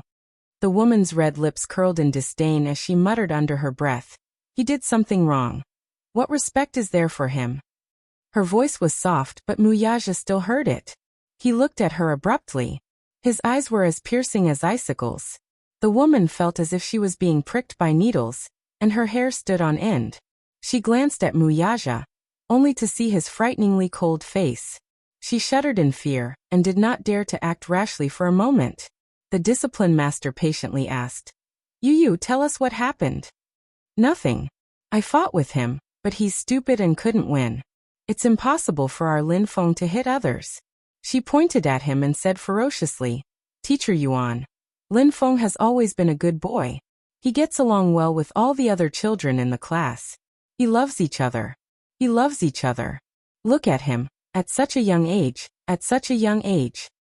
As soon as she finished speaking, Lin Feng, who was in her arms, burst into tears again. He was really good at acting. Yu Yu raised a brow, but did not explain further. Instead, his lips curled into a sinister smile. The unruly curve of his lips was very similar to his father's. You didn't hit me? He paused and muttered to himself for a moment before saying viciously, Oh, you didn't hit me. Then I was bitten by a dog. You, the discipline master immediately stopped him. Yu, don't talk nonsense. Oh. Yu shrugged and obediently stopped talking. He did not want to lower himself to the same level as a childish guy. Anyway, he admitted that he had hit him. Chapter 1573. His mother had taught him from a young age that he could not lie. At the same time, as a man, he had to bear the consequences of his actions. He had to be responsible and responsible. He had always kept that in mind. He had never forgotten it. Mu Yaja asked again, Who started it? Him. Yu pursed her lips. He started it. Yes. Then you fought back? Yu said truthfully. Yes, he started it. He hit me with a pencil case. I was in pain, so I fought back.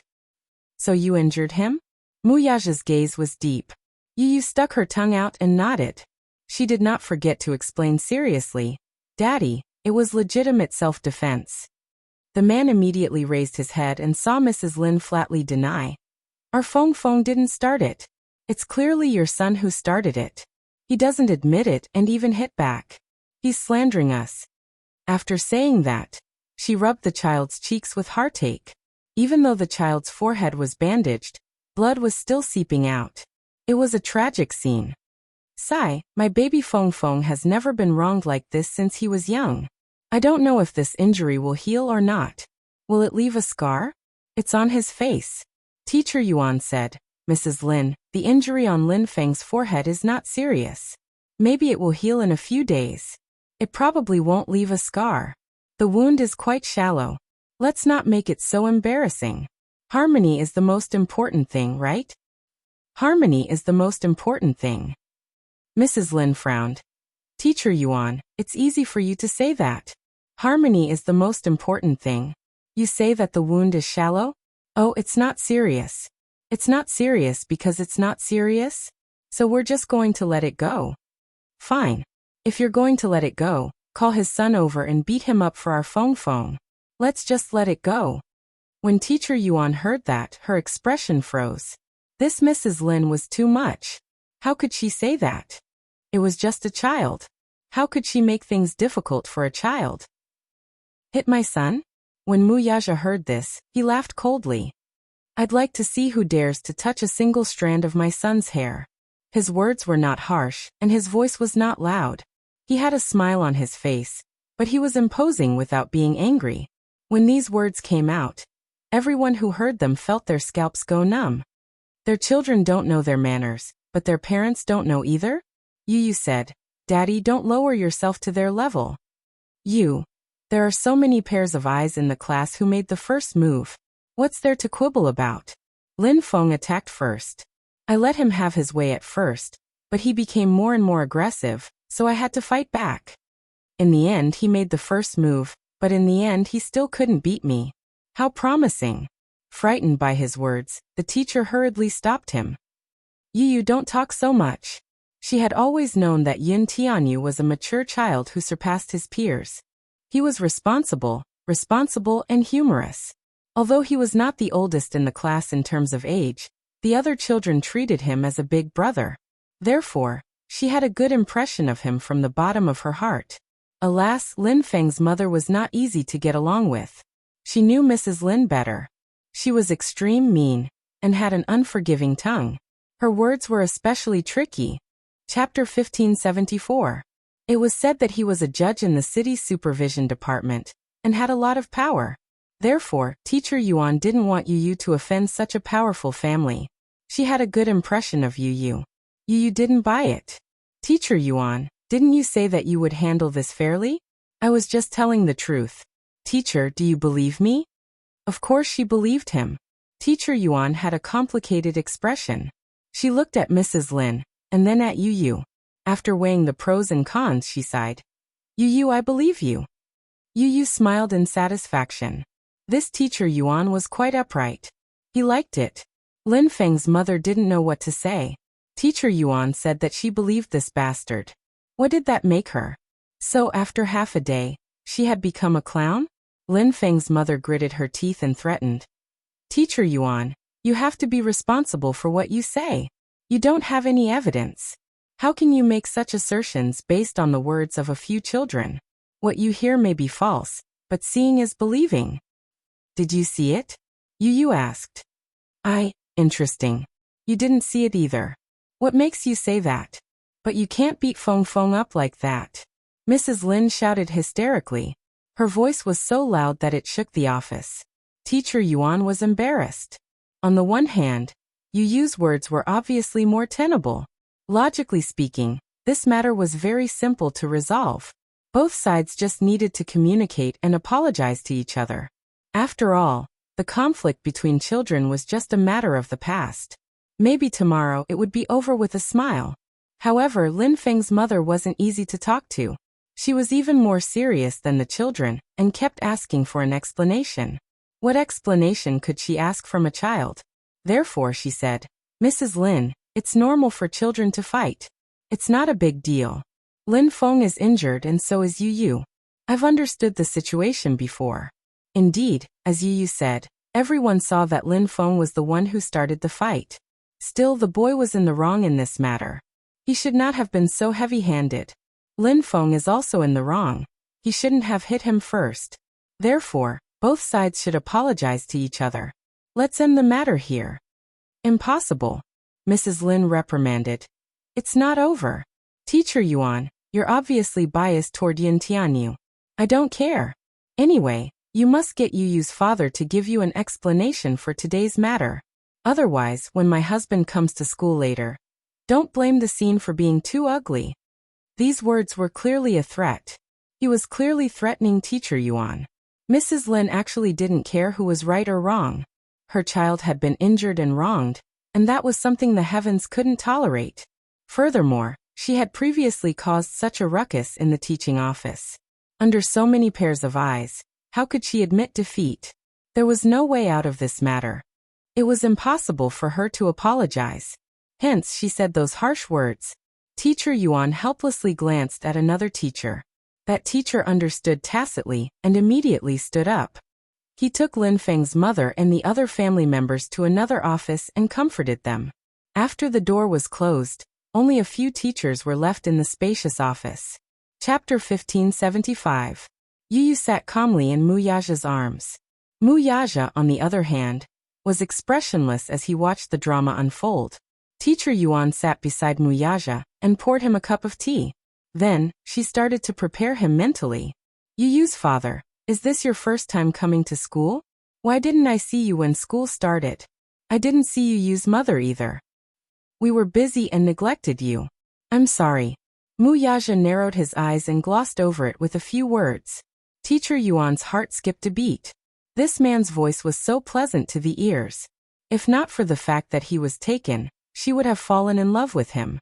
Yu looked up and saw a flash of admiration and shyness in Teacher Yuan's eyes. She could not help but twitch her lips. F***ck. What was going on? Yu's father, since you're here, why don't you register your name? Teacher Yuan took out the name list. The school would make a contact book for each child. However, Yu's parents' information was not registered. Hence, the school had been urging the child's parents to come to school. In fact, Li Hanlin had come to school when school started. However, because the information did not match, the name list was cleared. Mu Yaja held a pen and scribbled on the name list. Finally, he signed his name. Teacher Yuan glanced at it and was shocked. Your surname is Mu? Yes. She was a little surprised and said, Oh, so Yu doesn't follow your surname? Mu Yaja looked up disapprovingly and asked, Does it matter whose surname he follows? Teacher Yuan was speechless. She exchanged a few pleasantries and said, Of course it doesn't matter whose surname he follows. His mother is busy. If there's anything in the future, you can contact me directly. Okay. Teacher Yuan paused and then asked tentatively, So, Yu's father, how do you intend to deal with this matter? I'll deal with it as I should. Teacher Yuan hesitated and moved closer to him. She lowered her voice and said, Yu's father, there's something I have to tell you. Lin Feng's father and mother are not simple people.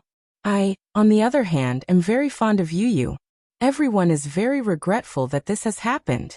But since it happened, we should think of a solution. But you should know that there's no such thing as absolute fairness and justice in this world.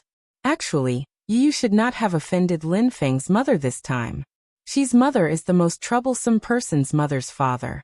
When it comes to Lin Feng, she's unreasonable. She's from a powerful family. We can't do anything to her. But I have a Yu Lin Yuo's father. Lin Feng's mother's family is very rich.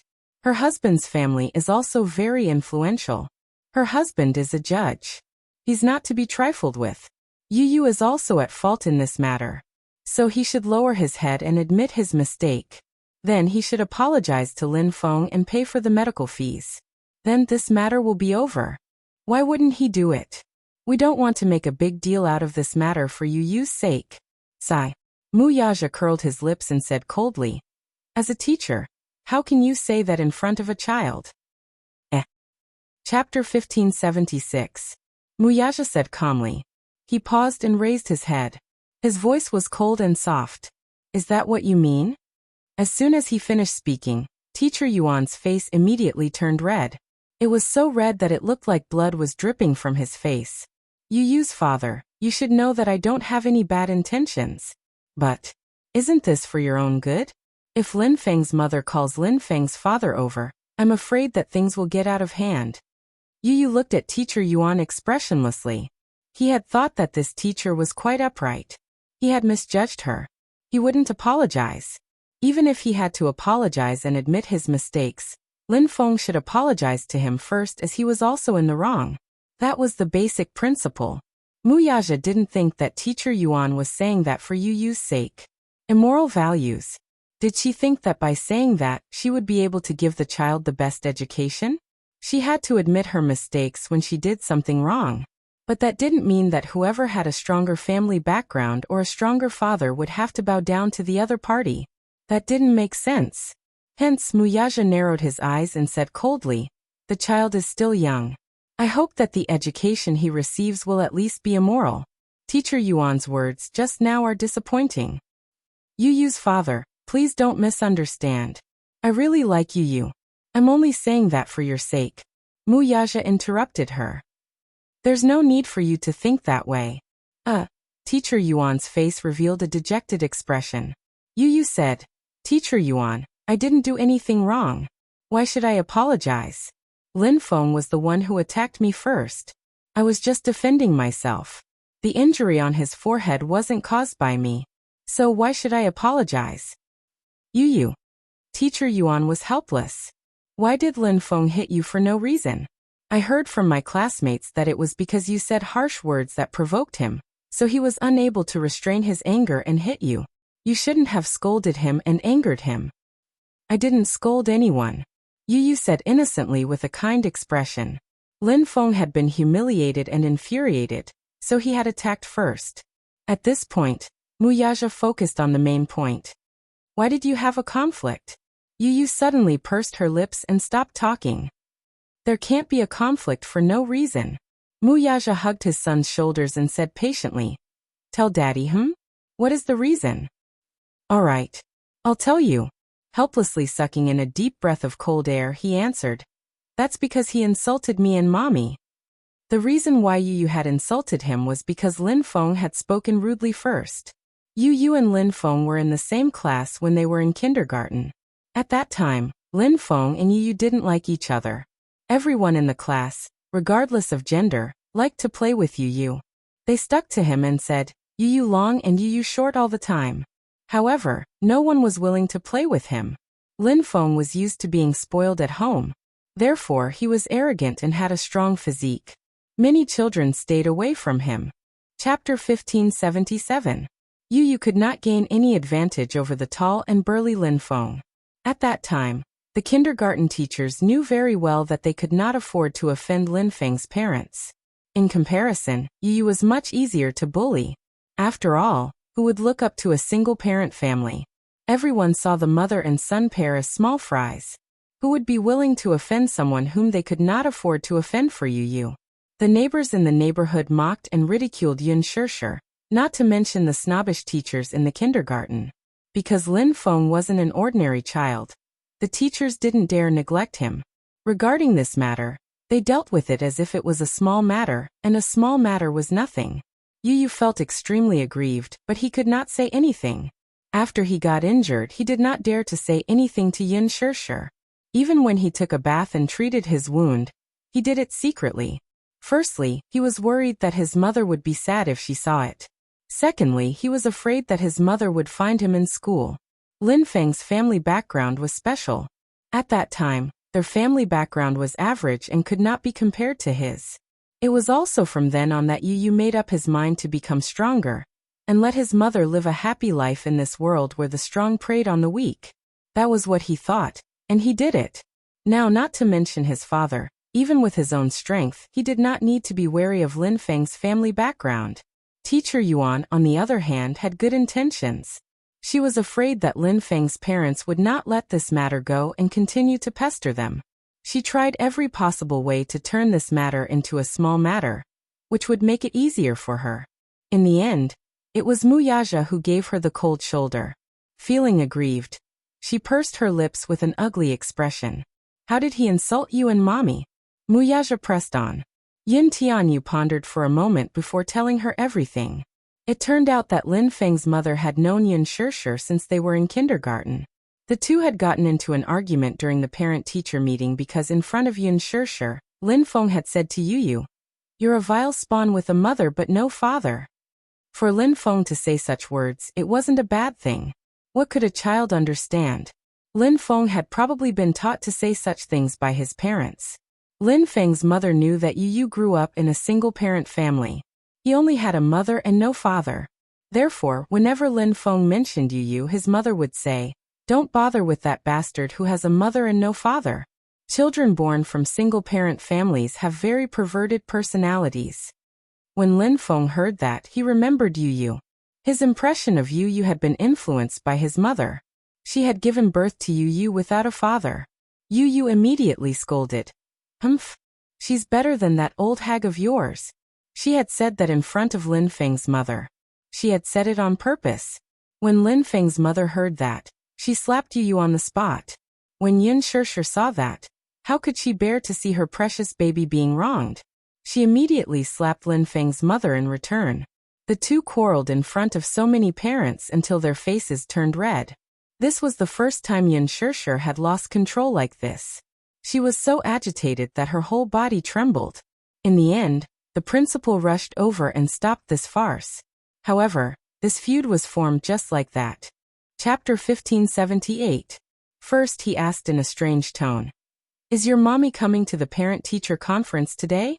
Yu did not raise his head and said indifferently, "My mommy isn't coming." Lin Feng was about to sneer at him when Yu said, "My daddy is coming." Lin Feng's eyes widened. "I thought you didn't have a daddy?" His mother had always told him that Yu did not have a father, but he said that his father would come to the parent-teacher conference? Could it be that he was bragging? Yu did not pay much attention to him. He did not want to talk to him. However, as soon as class ended, the classroom was filled with gossip about him. Lin Feng went around and told the other children that Yu only had a mommy and did not have a daddy. Yu said that his daddy would come to the parent-teacher conference in the afternoon. If he was not bragging, then his mommy must have found a wild man outside. When Yu heard this, he immediately went to Lin Feng to argue. Of course, Lin Feng was not as eloquent as Yu. After a few arguments, he was at a disadvantage. In a moment of anger, he raised his fist and punched him. In the past, Yu would not have been able to win against him. However, after the summer break, he had learned some fighting skills from Xiaoyichen. In just a few moves, he had subdued this arrogant and despotic little guy and beaten him black and blue. Even though he was also injured, it wasn't as bad as Lin Feng's. Lin Feng cried and threw a tantrum. The whole family gathered and majestically rushed to the school to demand an explanation. When Wuxia heard this, his face darkened. What did he mean by having a mother but not a father? Wuxia did not dare to imagine how Yin Shishir and Yu had spent the past 7 years. Could it be that this kind of vile mockery had accompanied Yu throughout his childhood? At the thought of this, Wuxia's heart ached. Such unbearable words actually came from the mouth of a 7-year-old child. It was hard to imagine how low this child's upbringing was. Lin Feng's mother had acted so arrogantly, and teacher Yuan had said that Lin Feng came from a rich and powerful family. How could he raise such a rude child? He was an adult, so naturally he couldn't argue with an ignorant child. For a child to have such a good upbringing, it was all because of the parents' education. Hearing this, Wuxia let out a cold snort. His eyes glinted as he said coldly, You didn't do anything wrong." These words were undoubtedly meant for Yuan Laosher to hear. At the same time, it also expressed his stance and attitude. His child did not need to apologize to anyone. The other party had insulted him and attacked him first. Regardless of whether it was due to emotion or reason, his son had merely used a legitimate form of defense.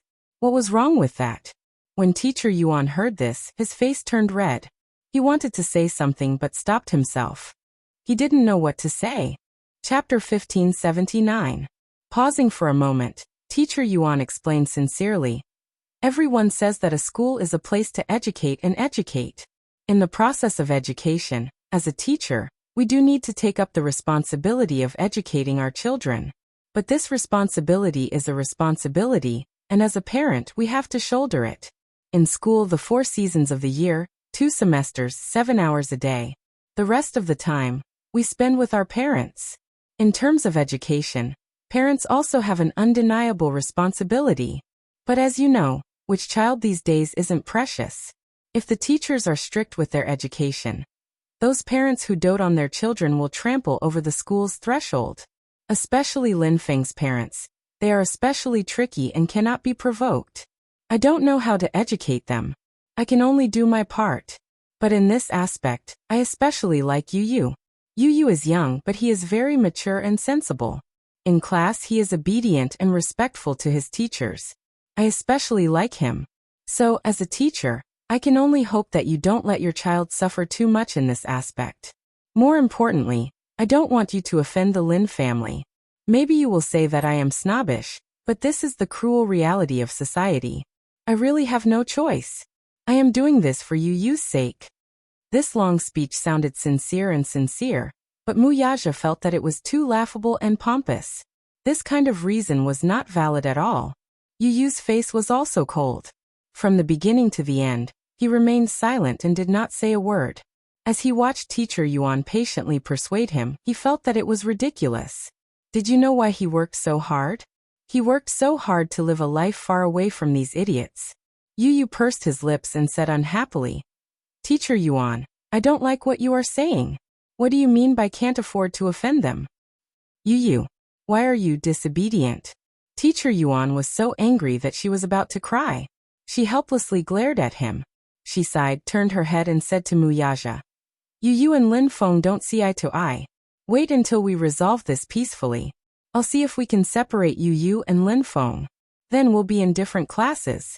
Anyway, I think that Yu Yu is a very likable child. No matter which class he is in, the children are all willing to play with him. But this Lin Feng is an accident. Class allocation? The corners of Mu Yaja's lips curled up coldly. I don't think there's a need to divide classes.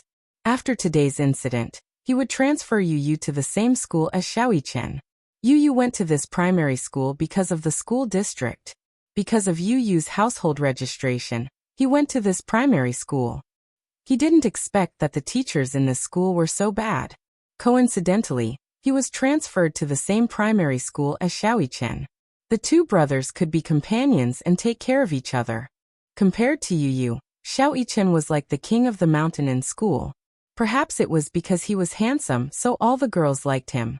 Perhaps it was also because he had a strong physique, so all the boys in the school admired him and were willing to be his fans.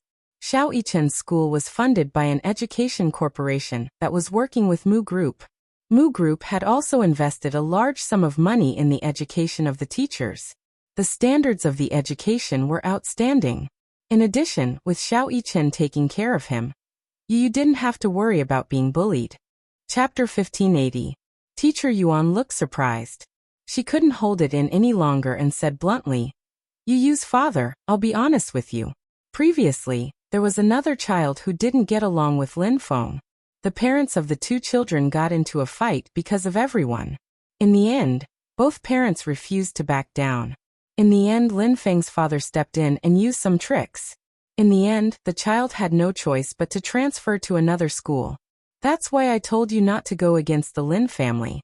Mu Yaja closed his eyes impatiently. He couldn't control himself and was about to explode when he heard Teacher Yuan's words. The door was suddenly pushed open. It was the principal of the school. She hadn't expected that the principal would be alarmed by this incident. Teacher Yuan stood up in shock. She said in a trembling voice, Principal Wu, why are you here? This is... Principal Wu glanced at Mu Yaja and asked. This is Yu Yu's father, Mr. Mu. Oh, nice to meet you, Mr. Mu. Principal Wu greeted him indifferently. Then he regained his solemn expression and said, "Teacher Yuan, please come to my office for a moment." After saying that, he turned around and left. Teacher Yuan suddenly felt uneasy. She said goodbye to Muyaja and left in a hurry. The moment the door closed, Yu suddenly covered the back of Muyaja's hand. "Daddy, why did you come to school? I remember that you have a meeting in the morning. Why don't you go back to work? I'll take care of things here. It won't be a problem." Yu was considerate of him. He didn't want to delay his trip. Muyaja lowered his head and looked at him with his deep eyes. He asked coldly, "Has it always been like this?" "Ha. Everyone says that about you." Yu was stunned. He was probably referring to the fact that for the past few years, people had been saying that he had a mother but no father. He didn't want to talk about it. He only said, "They all think that I'm an illegitimate child." Illegitimate child? Muyaja suddenly sounded a little angry. "Mommy didn't explain? How do you explain that? It's obviously a humiliation. If Mommy tries to explain, wouldn't she be asking for humiliation?" Yu sighed. "Actually, it's not their fault." "Why?" "That's because even I myself thought that they were right." Yu had always thought that he was an illegitimate child, the kind that could not be exposed to the public. Even so, he didn't blame his mother at all. He was very grateful. If it wasn't for his mommy, he wouldn't have been able to see such a beautiful world. It was his mommy who raised him. No matter how others slandered him or looked at him coldly, he did not care at all. The only one he cared about was his mommy. However, his tone could not hide his disappointment. Muyaja's heart was violently shaken. He immediately blurted out, "You're not." Muyaja gently caressed his little face. You're not an illegitimate child. You've never been one." He was anxious to let this little guy know that he was not an illegitimate child. He was not someone who could not be exposed to the public. "Daddy really didn't know about your existence for the past 6 years. When Muyaja thought about how Yu had talked about those humiliating things in such a calm tone, he felt as if his heart had been pierced by a sharp sword. Yes, his heart ached. His heart ached for Yin Shirshir. Chapter 1581. The guilt in his heart made him feel a little unbearable. He suddenly felt that he could never make up for the past 7 years of emptiness. Yu was only 7 years old. He should have had a beautiful and carefree childhood, but because of the lack of fatherly love, he had suffered so much. He didn't dare to imagine how painful it must be for a child to face such mockery and ridicule. Muyaja gently caressed Yu's rosy cheeks, his slender fingers brushing against his delicate skin. Then he said in a low voice, "I'm sorry that Daddy has made you suffer for so many years. It's all Daddy's fault." Yu was stunned. He had never thought that Muyaja, who was usually not good with words, would say such warm words to him. In his heart, Muyaja had always been a cold and dignified figure. It seemed that he would never say such touching words. However, Yu was really touched by Muyaja's heartfelt words. He could tell that every word that Muyaja said was from the bottom of his heart. So much, so that he forgot to react for a moment. He just stared at him in a daze, as if he couldn't believe it. The pain in Muyaja's eyes couldn't be faked. Yu saw it all. Daddy's heart was aching for him. This kind of feeling was really very warm. The position of the heart suddenly became warm and comfortable.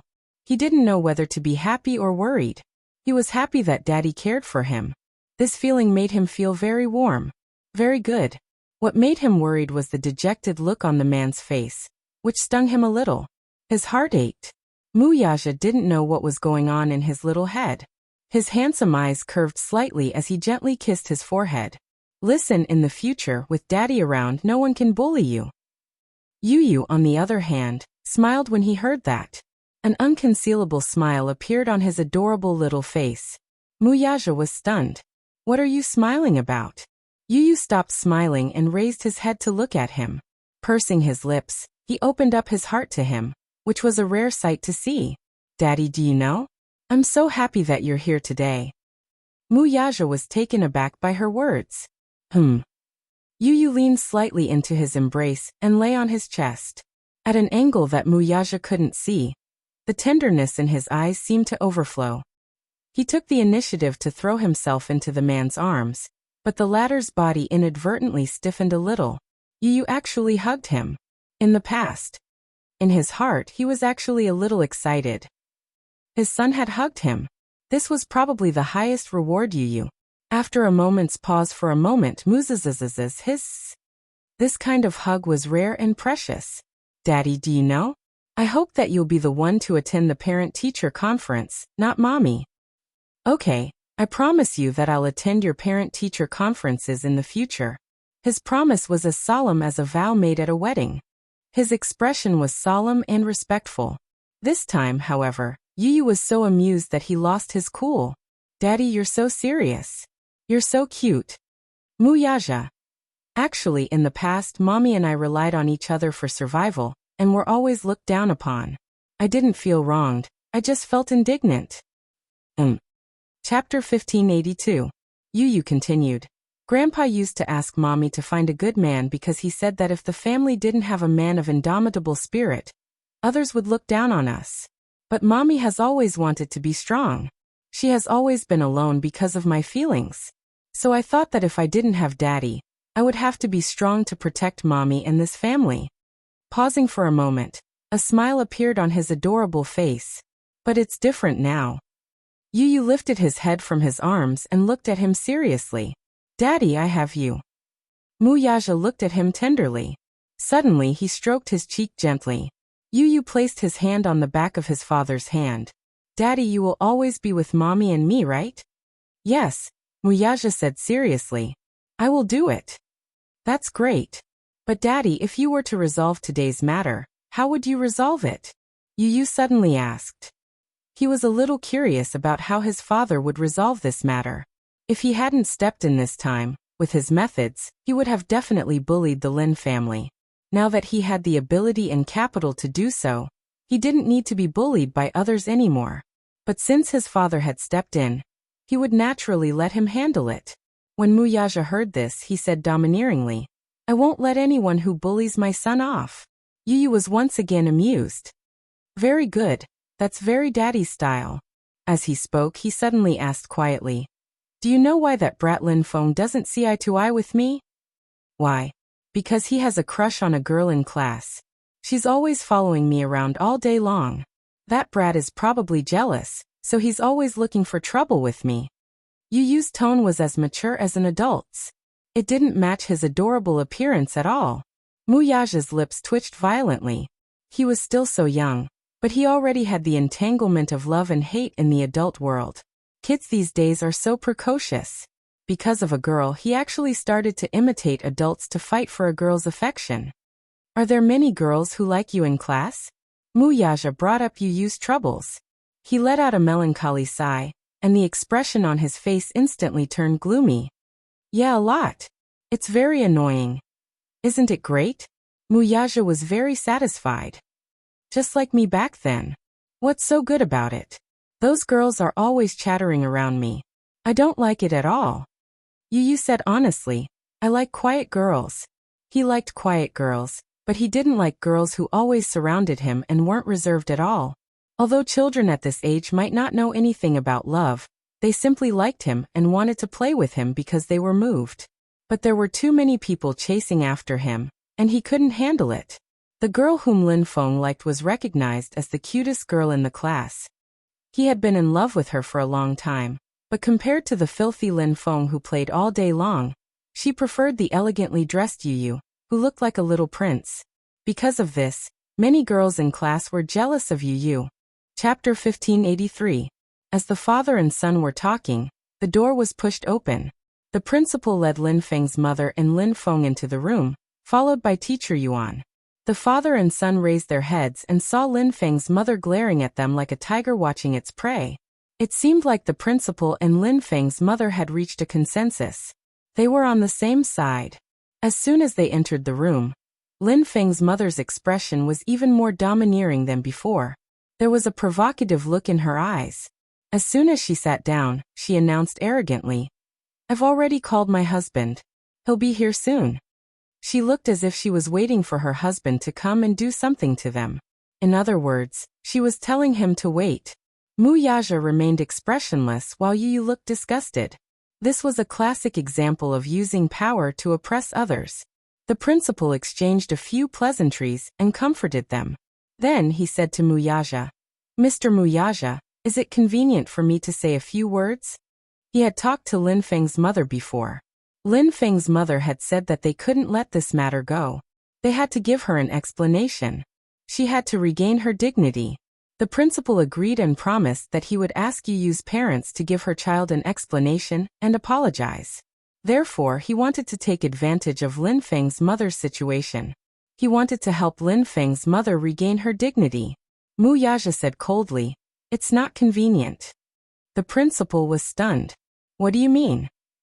Mu Yaja said coldly, "Didn't you ask if it's convenient for me to say a few words? I said it's not convenient." His arrogant reply left the principal dumbstruck. Naturally, he did not know Mu Yaja. He was just the principal of the school. With his status, he had never even seen Mu Yaja, let alone get close to him. When he saw that Mu Yaja was young, he thought that he was a youngster. Therefore, he wanted to use his status as an elder to oppress him. He did not expect to be humiliated at the beginning. The principal said, "Mr. Mu, you're being unreasonable." Mu Yaja smiled coldly. "Reason is for people to listen to." The principal and Lin Feng's mother didn't know what to say. When Yu heard this, he could not stop laughing. He finally understood who he had inherited his poisonous tongue from. It turned out that he had inherited it from his dear daddy. Who would have thought that his father's venomous tongue would be so frightening? Lin Feng's mother said impolitely, "I advise you to keep your mouth clean. Don't make the situation too ugly when my husband comes and embarrass you." The moment she opened her mouth, it was a threat. Her bearing was overbearing. Her attitude was high and mighty. Yu laughed. He raised his head and snickered. "Daddy, this auntie actually said that she's going to embarrass you. That's amazing." Although he was snickering, he did not hide the mockery on his face. His voice was not soft either. Therefore, everyone present could hear his mocking laughter loud and clear. Lin Feng's mother was completely enraged. After living for so long, she had actually been mocked by a 7-year-old child. She was flustered and exasperated as she shouted at Mu Yaja, "Hey, look at your son. Aren't you going to discipline him? Look at how young he is. What kind of nonsense is he spouting?" Chapter 1584. I don't know how you educate your child. Not only is he like those delinquents in society, fighting and causing trouble, but he's also rude to his elders. He doesn't know how to be polite at all. It's the father's fault for not teaching him well. I really don't know how you teach your child. Her rude words made Teacher Yuan frown. However, she remained silent and did not interrupt. She did not want to get into trouble again. Yu suddenly snorted and asked, "Auntie, have you studied before?" "What do you mean?" Yu said coldly, "I just want to ask, do you know what the idiom frog in a well means?" Lin Feng's mother was furious. Yu smiled. "Look at your expression. You don't know what this idiom means, right? Sai, you're so uncultured." She turned to Muyaja. "Why don't you teach him a lesson?" Muyaja acted as if he did not hear her. He lowered his head and pinched Yu's cheek. "Good son, don't tell the truth." Pfft. Yu was amused. However, he looked disgusted. "Daddy, the teacher has always taught us that good children don't lie." He paused and continued. "Auntie, it was your good son who started it. As the saying goes, don't do to others what you don't want done to you. You're accusing me of violence and fighting, but why don't you think about it? It was clearly your good son who started it. Even if it was school violence, it wasn't caused by me. The law calls it self-defense. Do you understand? I heard that Lin Feng's father is a judge. Since you're from a legal background, are you ignorant of the law? You keep saying that you want my daddy to give you an explanation. Before that, shouldn't you also give me an explanation? Why did you raise such a narrow-minded son who uses vulgar words all the time? You weren't there at the time. How can you judge the right and wrong based on your words alone? It's not up to you to decide whether I discipline him well or not, right? Before you say such things, you should look at your own status. Don't make a fool of yourself. You're really disgraceful." Lin Feng's mother was furious. She thought to herself, this father and son are really refusing a toast only to be forced to drink a forfeit. I've said all the good things I want to say. Don't refuse a toast only to be forced to drink a forfeit. The son is so arrogant, and the father is also so arrogant. Aren't you afraid of suffering in this society? As she scolded the man, she nagged like a shrew on the streets. I'll give you one more chance. Are you apologizing or not? Haha. But there's no use your apology now. I want you to bring the child to my house and apologize in person. Otherwise, I won't acknowledge this debt. Oh, Muyaja sneered, his lips curling into a cold, impatient smile. Madam Lin, are you threatening me?